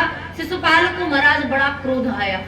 जैसे ही सुना कि भगवान कृष्ण की सबसे पहले पूजा होगी तो उठ करके खड़ा हो गया। कितने बड़े बड़े बूढ़े बूढ़े वृद्ध जन लोग यहाँ पर बैठे, भीष्म पितामह जी जैसे विद्वान मूर्धन्य ज्ञान वृद्ध आयु वृद्ध बैठे हुए हैं, उनका पूजन नहीं हो रहा है और ये कृष्ण का पूजन किया जा रहा है। महाराज इसने गाली देना शुरू किया। तो भगवान ने कहा, देखो भाई, हमने तुम्हारी माता जी है वो हमारी बुआ लगती है और तुम हमारे बुआ के बेटा लगते हो, इसलिए हम तो इतना ही कहेंगे कि भैया अब की बार चुप हो जाना। अब 100 से ज्यादा अगर तुमने गाली दी तब हम तुमको छोड़ने वाले नहीं हैं। लेकिन ये महाराज क्रोध से भरा था, बोले क्या कर लेंगे, गाली देंगे तो मार देंगे। और महाराज इसने यही किया, 100 बार गाली दी और जैसे ही इसने 101 गाली दी, भगवान ने उसी समय अपने चक्र को निकाला और चक्र से उसी समय शिशुपाल का भी अंत कर दिया। बोलिए भक्तवत्सल भगवान की जय। इधर शिशुपाल का उद्धार हुआ और यह शिशुपाल का जो तेज था, जो आत्मा थी, जो जीव थी, वह भगवान में ही तुरंत समावेश हो जाती है। इसके पश्चात भगवान ने 3 महीने रह करके उस राजसूय यज्ञ को पूर्ण किया। महाराज अब इधर श्री सुखदेव भगवान से राजा परीक्षित जी पूछते हैं, प्रभु आपने जितनी भी कथाएं बताई सब ठाकुर जी की राजसी कथा ही बताई है। ठाकुर जी इस राजा के साथ बैठे, ठाकुर जी उस राजा के साथ बैठे, क्या ठाकुर जी का कोई मित्र नहीं था? क्या कोई ऐसे गरीब व्यक्ति से ठाकुर जी का कोई रिश्ता नहीं था? भाई जहाँ जन्म हुआ तो महाराज वसुदेव जी के यहाँ जन्म हुआ और जन्म होने के बाद आए किसके घर? नंद बाबा के घर, जिनके यहाँ 9 लाख गैया महाराज।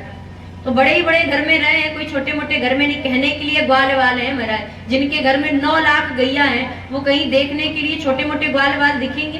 कहने के लिए गवार ग्वाल वाले हैं महाराज। तो ऐसे स्थान पर रहने के बाद क्या ठाकुर जी की कभी किसी से मित्रता नहीं हुई? और मित्रता हुई भी तो क्या केवल ग्वाल बालाओं से हुई, उसके अलावा कोई ऐसा व्यक्ति नहीं है?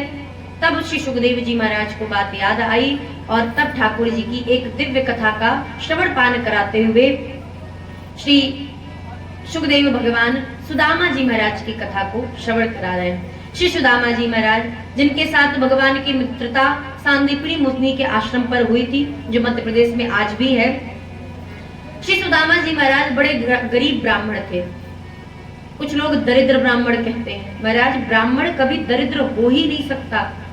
ब्राह्मण कभी दरिद्र नहीं होता महाराज। पहली बात तो ब्राह्मण के साथ दरिद्र शब्द जोड़ा ही नहीं जा सकता है, इसलिए जो लोग ब्राह्मण के साथ दरिद्र शब्द जोड़ देते हैं वो बहुत बड़ा अपराध करते हैं ठाकुर जी की दृष्टि में। ब्राह्मणों का क्या बिगाड़ लेंगे महाराज, बोल करके बोल दिया सो हो गया, लेकिन ठाकुर जी का बड़ा अपराध करते हैं। क्योंकि भगवान चाहे वो रामावतार के रूप में हो और चाहे वो कृष्णावतार के रूप में हो, दोनों ही रूपों में भगवान ने ब्राह्मणों की खूब सेवा की है, हाथ जोड़ करके वंदन प्रणाम किया है और हमेशा यही कहा है कि ब्राह्मण मेरे लिए सदैव वंदनीय और पूजनीय है।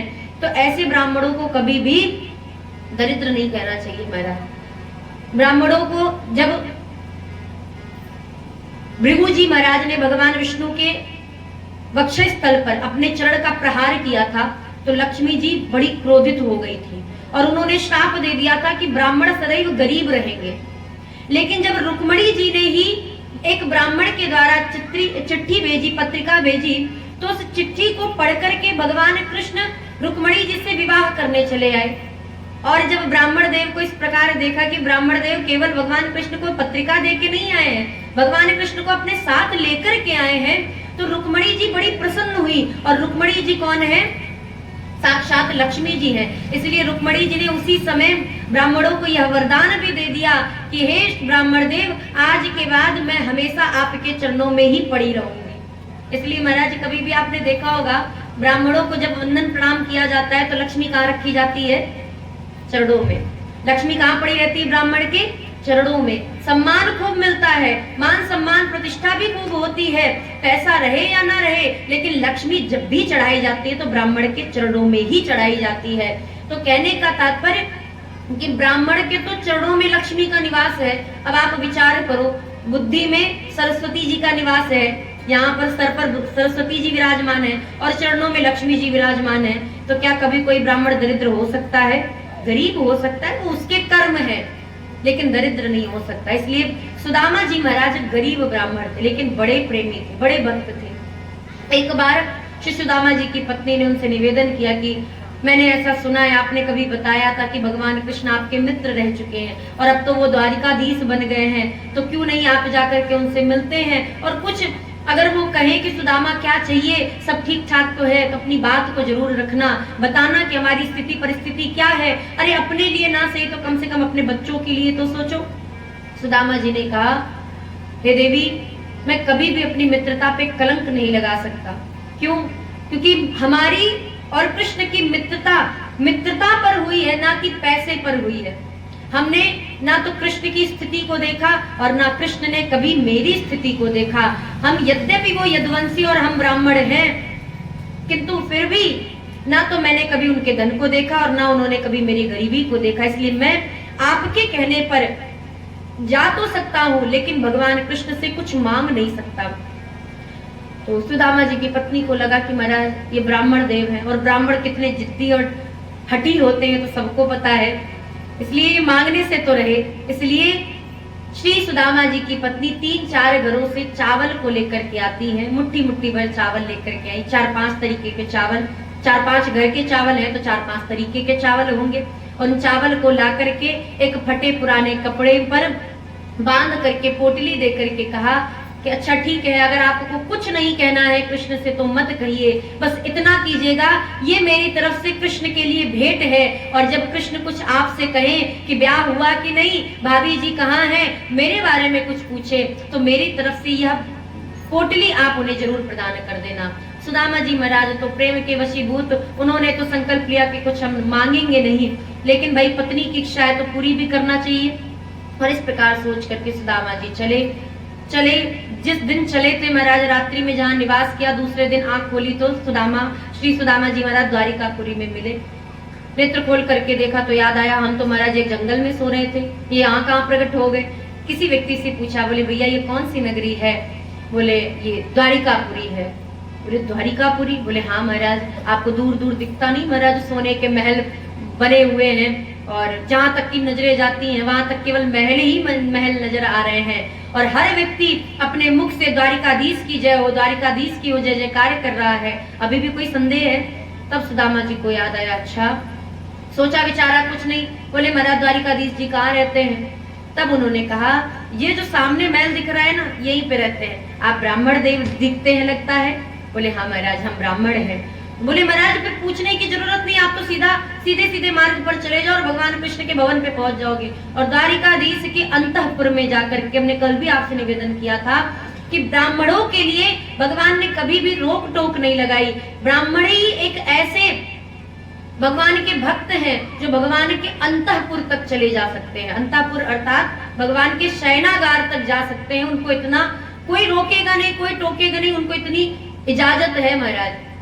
तो अंतःपुर में जाकर के जब द्वारिकाधीश के सामने श्री सुदामा जी महाराज पहुंचे तो सुदामा जी की यह दशा देख करके सबसे पहले ठाकुर जी ने हृदय से लगाया और हृदय से लगाने के बाद जो ही आसन पर बैठाया, स्थिति देखी शरीर की और हालत को देख करके ठाकुर जी के नेत्रों में इतने अश्रु भर गए महाराज। अपनी पत्नियों को बुला करके भगवान ने जल लाने के लिए कहा, लेकिन महाराज जब तक वो जल लेकर के आती तब तक तो ठाकुर जी ने अपने नेत्रों के अश्रुओं से ही श्री सुदामा जी महाराज के चरणों को धो दिया। बड़े बड़े विचित्र विचित्र भगवान के भक्त हुए महाराज। एक केवट हुआ जिसने ठाकुर जी के सामने ये जिद रख दी कि जब तक चरण नहीं धुलवाओगे तब तक गंगा से पार नहीं उतारूंगा। सोचो महाराज, जो भगवान के सामने जाकर के हर जीव जंतु, प्राणी, भक्त, ज्ञानी, प्रेमी सभी भगवान के सामने हाथ जोड़ करके कहते कि हे प्रभु हमें भव सागर से पार उतार दो। आज वो भव सागर से पार उतारने वाले भगवान भी केवट के सामने हाथ जोड़ के खड़े हैं कि भैया हमें गंगा ही पार उतार दो कम से कम। भगवान ऐसे भक्त वत्सल महाराज, एक ये भक्त हुए और एक हमारे जनक जी जैसे भक्त हुए जिन्होंने केवल राम जी के अंगूठे को धुला, चरणों के अंगूठे को धुलने के बाद अपनी जानकी जी को भी देना पड़ा महाराज बदले में। और केवट ने कहा चिंता ना करो महाराज, आप ये ना सोचो कि आप बन जा रहे हो, आपके चरणों को धोऊंगा, गंगा के पार उतारूंगा तो आपसे उतराई लूंगा, कुछ पैसा लूंगा। ऐसा कुछ नहीं है, आप मुझे 1 रुपए उतराई मत देना, और विश्वास ना हो तो मैं आपकी नहीं आपके बाप की भी कसम खा के कह सकता हूँ कि मैं आपसे उतराई नहीं लूंगा। बताओ महाराज, ऐसा कोई भक्त हुआ जो राम जी से कह दे मैं तुम्हारे बाप की भी कसम खा करके कहता हूँ मैं उतराई नहीं लूंगा। एक वो भक्त हुए, और एक ये भक्त हैं जिनके चरणों को देख करके भगवान ने अपने नेत्रों के अश्रुओं से ही श्री सुदामा जी महाराज के चरणों को धोया, और देख करके महाराज बड़ा प्रेम प्रकट हुआ। हृदय में दया भी है, भाव भी है, प्रेम भी है, मित्रता का भी भाव है। किंतु श्री सुदामा जी महाराज जब तक थे तब तक ठाकुर जी ने खूब सेवा की महाराज। एक एक देवी जी को बुलाया, सबका नाम बताया, बोले महाराज ये मेरी रुक्मणी पत्नी है, ये प्रथम पत्नी है, ये सुदामा जी है, मेरे परम मित्र हैं, बचपन के सखा हैं। सबको महाराज परिचय करवाते हुए श्री सुदामा जी महाराज ने सभी पत्नियों से, देवियों से प्रणाम करवाया, और प्रणाम करवाने के बाद महाराज बार बार खूब लंबा लंबा आशीर्वाद श्री सुदामा जी महाराज देने लगे। सौभाग्यवती बहु, पुत्रवती बहु, और महाराज पता नहीं कौन कौन से भव के आशीर्वाद दिए। अब एक स्त्री हो, एक लोग हो तो महाराज आशीर्वाद भी दे, 4-5 लोगों को दिया, और जितनी संख्या बढ़ती गई आशीर्वाद उतना कम होता गया। फिर महाराज एक समय ऐसा आया कि श्री सुदामा जी महाराज केवल हाथ उठाते फिर नीचे रख लेते, फिर हाथ उठाते फिर नीचे रख लेते, हाथ भी थक गए। एक समय ये भी आया कि हाथ भी उठाना बंद कर दिए। तब सुदामा जी ने कृष्ण भगवान को बुला के पूछा, कन्हैया एक बात बताओ, तुमने कितने विवाह किए? तो कन्हैया कहते महाराज अभी तो बस प्रारंभ हुआ है, अभी और भी पत्नियां हैं। तो सुदामा जी ने कहा ठीक ठीक बता दो, तुमने विवाह कितने किए हैं, ढंग से बता दो। अगर ज्यादा किए हो या संख्या खत्म होने वाली हो तो हम आशीर्वाद दे, और अगर बहुत ज्यादा किए हो तो सबको एक साथ बुला लो, हम सबको एक साथ मिलकर के सारे आशीर्वाद दे दे, क्योंकि ना तो अब हमारे शरीर में जान बची है ना हमारे हाथ में जान बची है। और इस प्रकार सुदामा जी ने हाथ जोड़ करके जब कहा, तब ठाकुर जी ने बताया, सुदामा जी मेरे 1-2 नहीं, 10, 15, 20 नहीं, 100 नहीं, 1000 नहीं, 16,108 विवाह हुए हैं। सुदामा जी महाराज का कंठ सूख गया, हाथ कांपने लगे, बोले महाराज अब हम आशीर्वाद देने के योग्य नहीं रह गए, इसलिए आप सभी को एक लाइन में खड़ा कर दीजिए, सबको एक साथ हम आशीर्वाद दे देते हैं। और इस प्रकार कह करके सुदामा जी ने सभी को आशीर्वाद दिया। अब आप कहेंगे आशीर्वाद क्यों दिया महाराज, वो तो मित्र हैं, और मित्र अपने मित्र की पत्नी को आशीर्वाद क्यों देगा? तो महाराज यहाँ ठाकुर जी मित्र भले हैं, लेकिन भगवान तो सुदामा जी को ब्राह्मण मानते हैं, और ब्राह्मण का आशीर्वाद चाहे वो ब्राह्मण ही क्यों ना हो महाराज, ऐसा नहीं है कि ब्राह्मण का आशीर्वाद केवल क्षत्रिय, वैश्य और शूद्र के लिए, ब्राह्मणों के लिए भी है महाराज। 3 जन्म द्विज वचन प्रवाना, रामचरितमानस में कहते हैं ब्राह्मण अगर आशीर्वाद दे दे तो भी 3 जन्म के लिए लगता है, और ब्राह्मण अगर श्राप दे दे तो 3 जन्मों के लिए तो लगेगा ही लगेगा महाराज। उसके लिए तो भगवान को भी 4-4 अवतार लेके आने पड़ते हैं। जब सनकादिकों ने श्राप दिया तो कैसा श्राप दिया, बोले तुम राक्षस हो जाओ, जय विजय को श्राप दिया, और वो जय विजय 3 जन्मों तक राक्षस बने। पहले जन्म में हिरण्यकशिपु हिरण्याक्ष, दूसरे जन्म में रावण और कुंभकर्ण, और तीसरे जन्म में दंतवक्र और शिशुपाल। तो ये 3 तो अवतार हो गए महाराज। और भगवान ने कितने अवतार लिए, बोले हिरण्याक्ष को मारने के लिए वराह 1, हिरण्यकशिपु को मारने के लिए नरसिंह, रावण कुंभकर्ण को मारने के लिए राम अवतार, और दंतवक्र शिशुपाल को मारने के लिए कृष्ण अवतार। ये 4 अवतार भगवान ने लिए अपने जय और विजय का कल्याण करने के लिए, जो कि 3 जन्म के लिए दैत्य बने थे।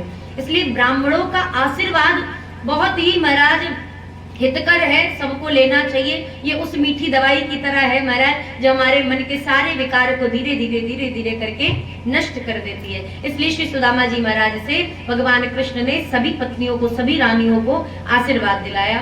अब सुदामा जी ने सुंदर सा भोजन किया, स्नान किया, और स्नान करने के बाद जब आराम करने लगे तब भगवान कृष्ण आते हैं, पूछते हैं, सुदामा जी हमने तो इतने ब्याह कर लिए, तुमने ब्याह किया कि नहीं? बोले महाराज हाँ किया, भी पुत्र भी हैं, और हमारी जो भार्या है श्रीमती जी हैं, उन्होंने आपके लिए कुछ भेंट भी भेजी है। भगवान ने उन चावलों को देखा महाराज, उन चावलों को ही पाना शुरू कर दिया, कच्चे चावल को ही पाना शुरू कर देते हैं महाराज। और इस प्रकार ठाकुर जी सुदामा जी से भेंट करते हैं। सुदामा जी कहते हैं प्रभु अब हम चलना चाहते हैं। ठाकुर जी ने कहा ठीक है, जैसी आपकी इच्छा, और यो कहकर के सुदामा जी को वहां से विदा किया। महाराज हमने और आपने टीवी में देखा है कि सुदामा जी सोचते हैं कि भगवान कृष्ण हमसे कुछ पूछेंगे, कहेंगे, लेन देन की बात करेंगे। ऐसा कुछ भी नहीं हुआ था। सुदामा जी के मन में केवल दर्शन की लालसा थी। दर्शन हो गया, मन की सारी कामनाएं पूर्ण हो चुकी थी और श्री सुदामा जी महाराज वहां से चले। जब सुदामापुरी आए तो महाराज आकर के देखा, यद्यपि ये सुदामापुरी का नाम बाद में हुआ था, उस गांव क्षेत्र का कुछ और ही नाम था। जब अपने भवन की ओर आने लगे तो देखा महाराज सड़कें बन चुकी हैं। ऐसा लगा महाराज मानो राम राज्य आ गया, मोदी जी का राज आ गया हो महाराज। सारी सड़कें बन गई थी, सारे बंगले तैयार हो गए थे, गाड़ी घोड़े रास्ते पर चल रहे थे। और इस प्रकार का दृश्य देख करके श्री सुदामा जी महाराज सोचने लगे कहीं हम दूसरे घर में तो नहीं आ गए महाराज, ये तो हम तो भारत में आए थे, ये तो डिजिटल इंडिया में हमारा प्रवेश हो गया। और यो विचार करके श्री सुदामा जी महाराज आगे बढ़े ही थे कि उतनी ही देर में क्या देखा कि एक सुंदर सी स्त्री सुंदर से वस्त्र आभूषण को धारण करके हाथ में आरती की थाल को लेकर के चमचम करते हुए अनेकानेक दासियों को साथ में लेकर के महाराज मंगल गीत गाते हुए आ रही है। जो ही देखा तो श्री सुदामा जी महाराज ने मार्ग खाली कर दिया, किनारे हो गए महाराज कि कोई भाई रानी आ रही है, रानी साहिबा, अब गलती तो हो गई, दूसरे नगर में आ गए महाराज। किनारे हुए और वो जो देवी जो जिस रास्ते से जा रही थी उस रास्ते से न जाकर के श्री सुदामा जी के सामने खड़ी होकर आरती की थाल लेके आरती उतारने लगी। सुदामा जी अगल बगल पीछे देख रहे हैं कि भैया किसकी आरती उतारी जा रही है। अब सुदामा जी देख रहे हैं महाराज ब्राह्मण है, मान सम्मान तो खूब मिलता है। तो सुदामा जी ने कहा चलो ठीक है आरती उतार लेने दो, उसके बाद पूछेंगे। चरणों में प्रणाम किया तो देवी जी ने कहा प्रभु पहचाना? बोले देवी जी अभी तो नहीं पहचाना। कौन है आप? बोले महाराज इतनी जल्दी भूल गए, भगवान कृष्ण से मिलने के आ गए, अपनी पत्नी को ही भूल गए।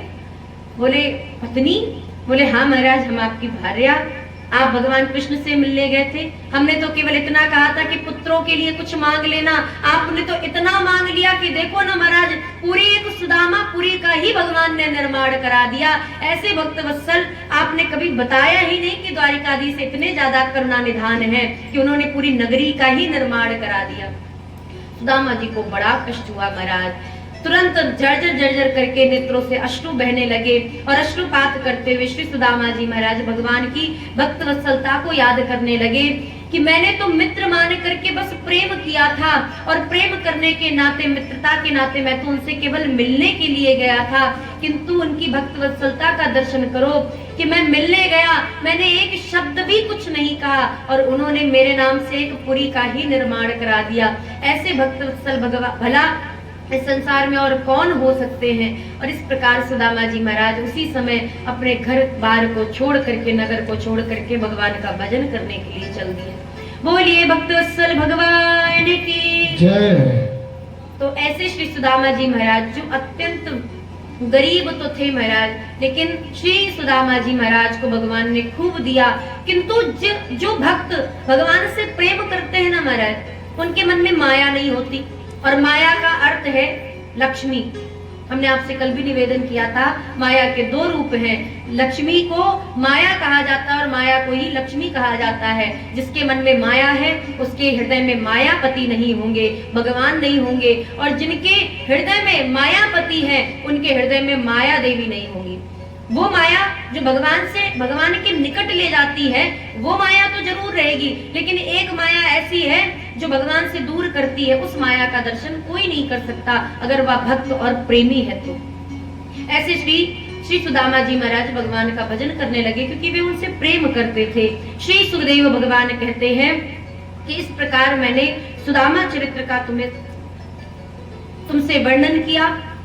हे राजन, अब ठाकुर जी ने एक दिन जब अपनी मैया से मिलने के लिए, देवकी जी से मिलने के लिए पहुंचे, तब देवकी जी ने कहा कि कृष्ण, मैंने ऐसा सुना है कि तुमने अपने गुरु माता को उनके मरे हुए पुत्रों को यमराज से ला करके दिया था, इसलिए मैं भी चाहती हूँ कि मेरे जो 6 पुत्रों को कंस ने मार दिया था, मैं उनका दर्शन करना चाहती हूँ, उन्हें लाड प्यार करना चाहती हूँ, उनसे एक बार मिलना चाहती हूँ, देखना चाहती हूँ। भगवान कृष्ण ने कहा ठीक है मैया, आप चिंता ना करो। और उसी समय भगवान रसातल में जाकर के राजा बलि के पास, जो कंस ने 6 पुत्रों को मार दिया था, वे 6 पुत्रों को लेकर के आते हैं, मैया के गोद में रखा। और जो ही मैया ने देखा तो मैया के स्तन से दुग्ध की धारा बह चली, वात्सल्य प्रकट होने लगा।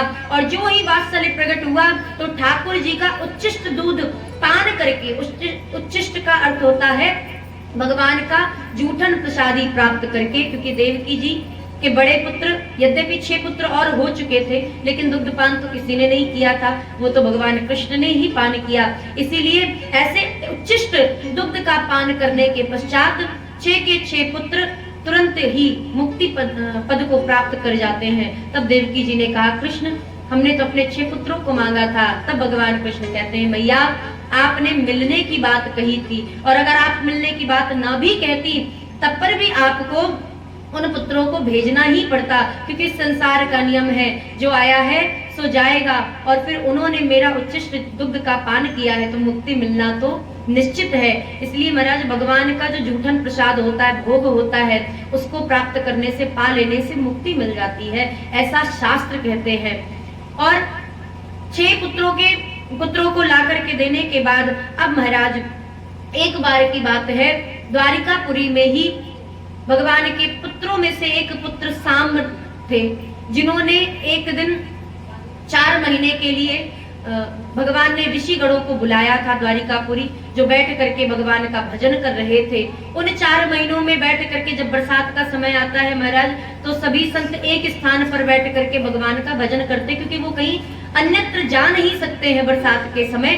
तो ऐसे स्थान पर बैठ करके जिन ऋषियों के मध्य में मुख्य रूप से दुर्वासा ऋषि थे, ऐसे श्री दुर्वासा ऋषि ने सांब को जब देखा तो सांब के साथ उनके सखा और भगवान के कुछ अन्य पुत्र पौत्र आदि मिलकर के सांब को स्त्री बना करके, और महाराज पेट में कपड़े को लगा करके गर्भवती स्त्री का रूप बना करके दुर्वासा ऋषि के सामने लेकर के गए और कहते हैं महाराज, हमने सुना है आप बहुत बड़े ज्ञानी हैं और हम चाहते हैं कि ये हमारी भाभी जी हैं, आप इनके गर्भ में देख करके बताइए कि इनको पुत्र होगा कि पुत्री होगी।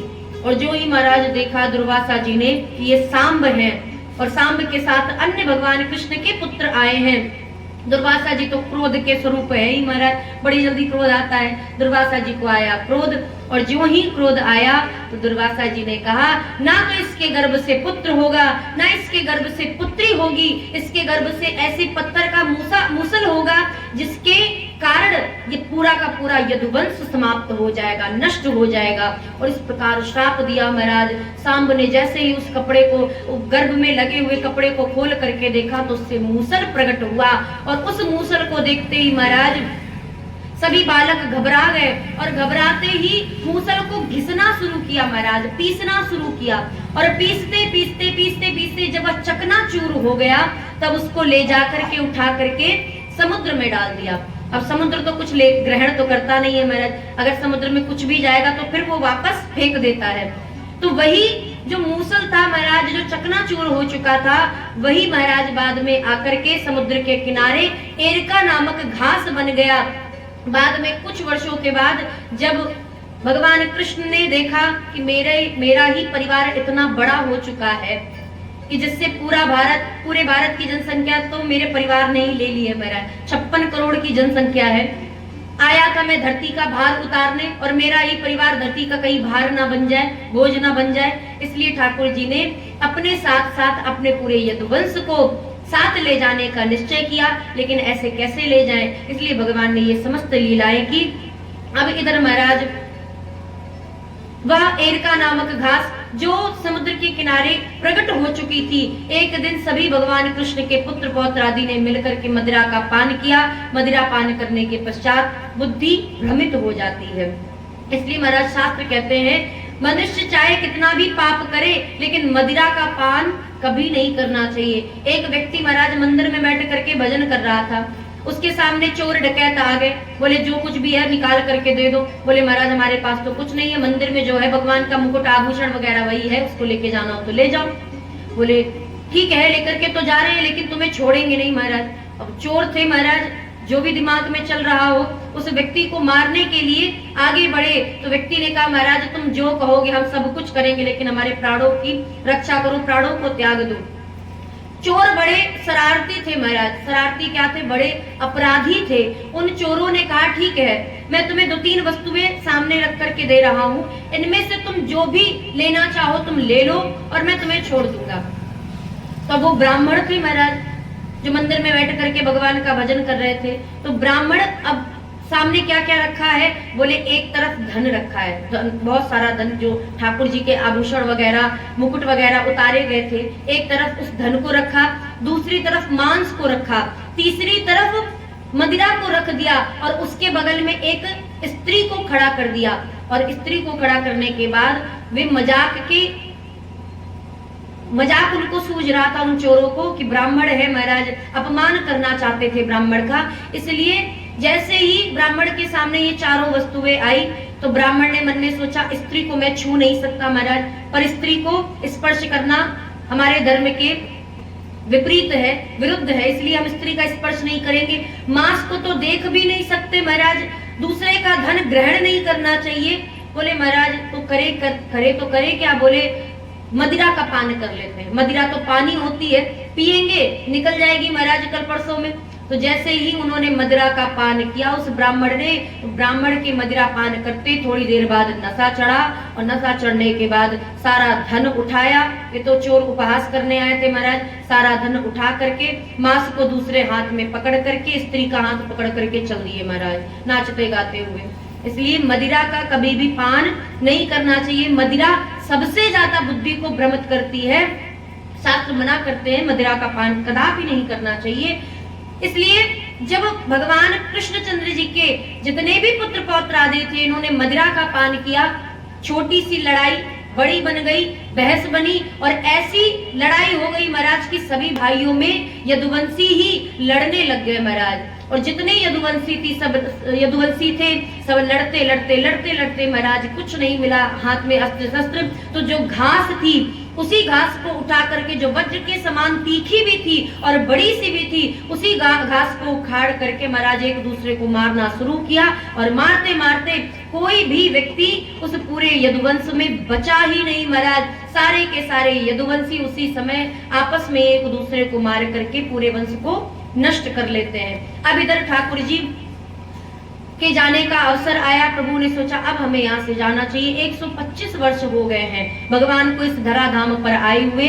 ठाकुर जी ने 125 वर्ष तक इस धराधाम पर लीला की। भगवान ने जब विचार किया कि अब हमें यहाँ से चलना चाहिए लीला को स्मरण करके, तब उद्धव जी महाराज को बुला करके भगवत धर्म का उपदेश किया, जिस भगवत धर्म में समस्त प्रकार के धर्मों का निरूपण करने, व्याख्या करने के बाद तब उद्धव जी ने पूछा कि प्रभु हमें सन्यास कैसे ग्रहण करना चाहिए, क्योंकि ज्ञान कितना भी एकत्र कर लो, ज्ञान कितना भी इकट्ठा कर लो, जब तक जीवन में किसी न किसी प्रकार से त्याग की भावना नहीं आएगी, वैराग्य की भावना नहीं आएगी, तब तक भगवान मिलने वाले नहीं है। क्योंकि भाई जब हम ज्ञान तो हमने खूब इकट्ठा कर लिया, लेकिन परिवार में ही फंसे हुए हैं महाराज। तो ऐसे परिवार में फंसने के बाद भगवान तो मिलने से रहे।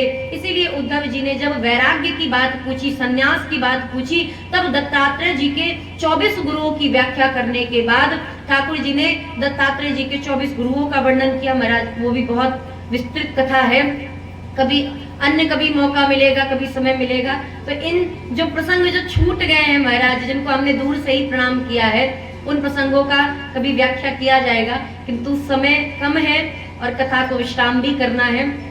आज तो महाराज कथा ही कथा हो गई, माताओं को नींद आ रही थी और हम बार बार सोच रहे हैं कि कुछ कीर्तन भजन हो जाए, लेकिन मौका ही नहीं मिला। इतनी ज्यादा कथा है, एक भी भजन न कीर्तन संकीर्तन कुछ हुआ ही नहीं महाराज। जबकि शास्त्र का नियम है मध्य मध्य कीर्तनों को याद, कथा के मध्य मध्य में कीर्तन होते रहना चाहिए।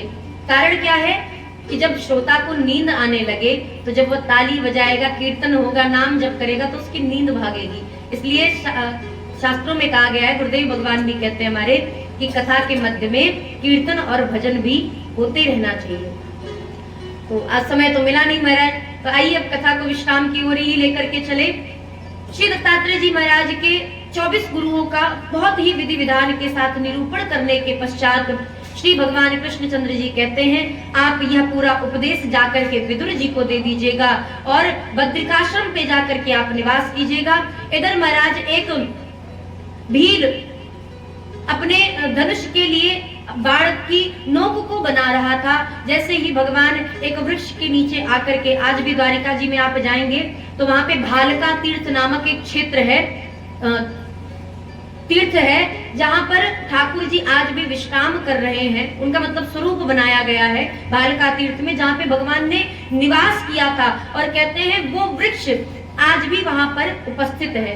ठाकुर जी की कृपा से हमने वहां पर उस स्थान का दर्शन किया। बहुत पुराना वृक्ष था, उस पुराने से वृक्ष का थोड़ा सा स्वरूप रह गया है। बाद में उसी स्थान पर एक वृक्ष को और वहां पर प्रकट किया जो वट वृक्ष के नाम से है महाराज, वट वृक्ष का ही वृक्ष है वहां पर। और ऐसे वट वृक्ष को बाद में उगाया भी गया था, लेकिन कुछ लेश मात्र अभी भी उस स्थान पर है। कभी आप जाइएगा द्वारिका जी तो जरूर इन तीर्थों का दर्शन कीजिएगा। तो भालका तीर्थ में ठाकुर जी उस वृक्ष के नीचे विश्राम कर रहे थे। भगवान अपनी लीला को स्मरण करने के पश्चात, गोपगाल बालों को याद करने के बाद, ब्रज धाम को अपने हृदय में स्थान देने के बाद, प्रणाम करने के बाद, गोपियों के प्रेम का स्मरण करने के बाद, अपने भक्तों के प्रेम का स्मरण कर रहे थे। उसी समय एक भील ने अपने धनुष से भगवान के चरणों में जो सौंदर्य, जो चमक थी, जो तेज था, उस तेज को दूर से देखा और उसे ऐसा लगा कि मानो हिरण की कोई आंख चमक रही है। इसलिए उसने उसी समय उस तीर का प्रयोग किया, धनुष पर चढ़ा करके तीर का प्रयोग किया, जो तीर भगवान के चरणों में जाकर के लग गया। भील दौड़ करके आया तो देखते ही भगवान को देख करके रोने लग गया कि मैंने बड़ा अपराध कर दिया। बाद में ठाकुर जी ने क्षमा किया कि ये मेरी ही इच्छा थी, ये मैं ही चाहता था कि ऐसी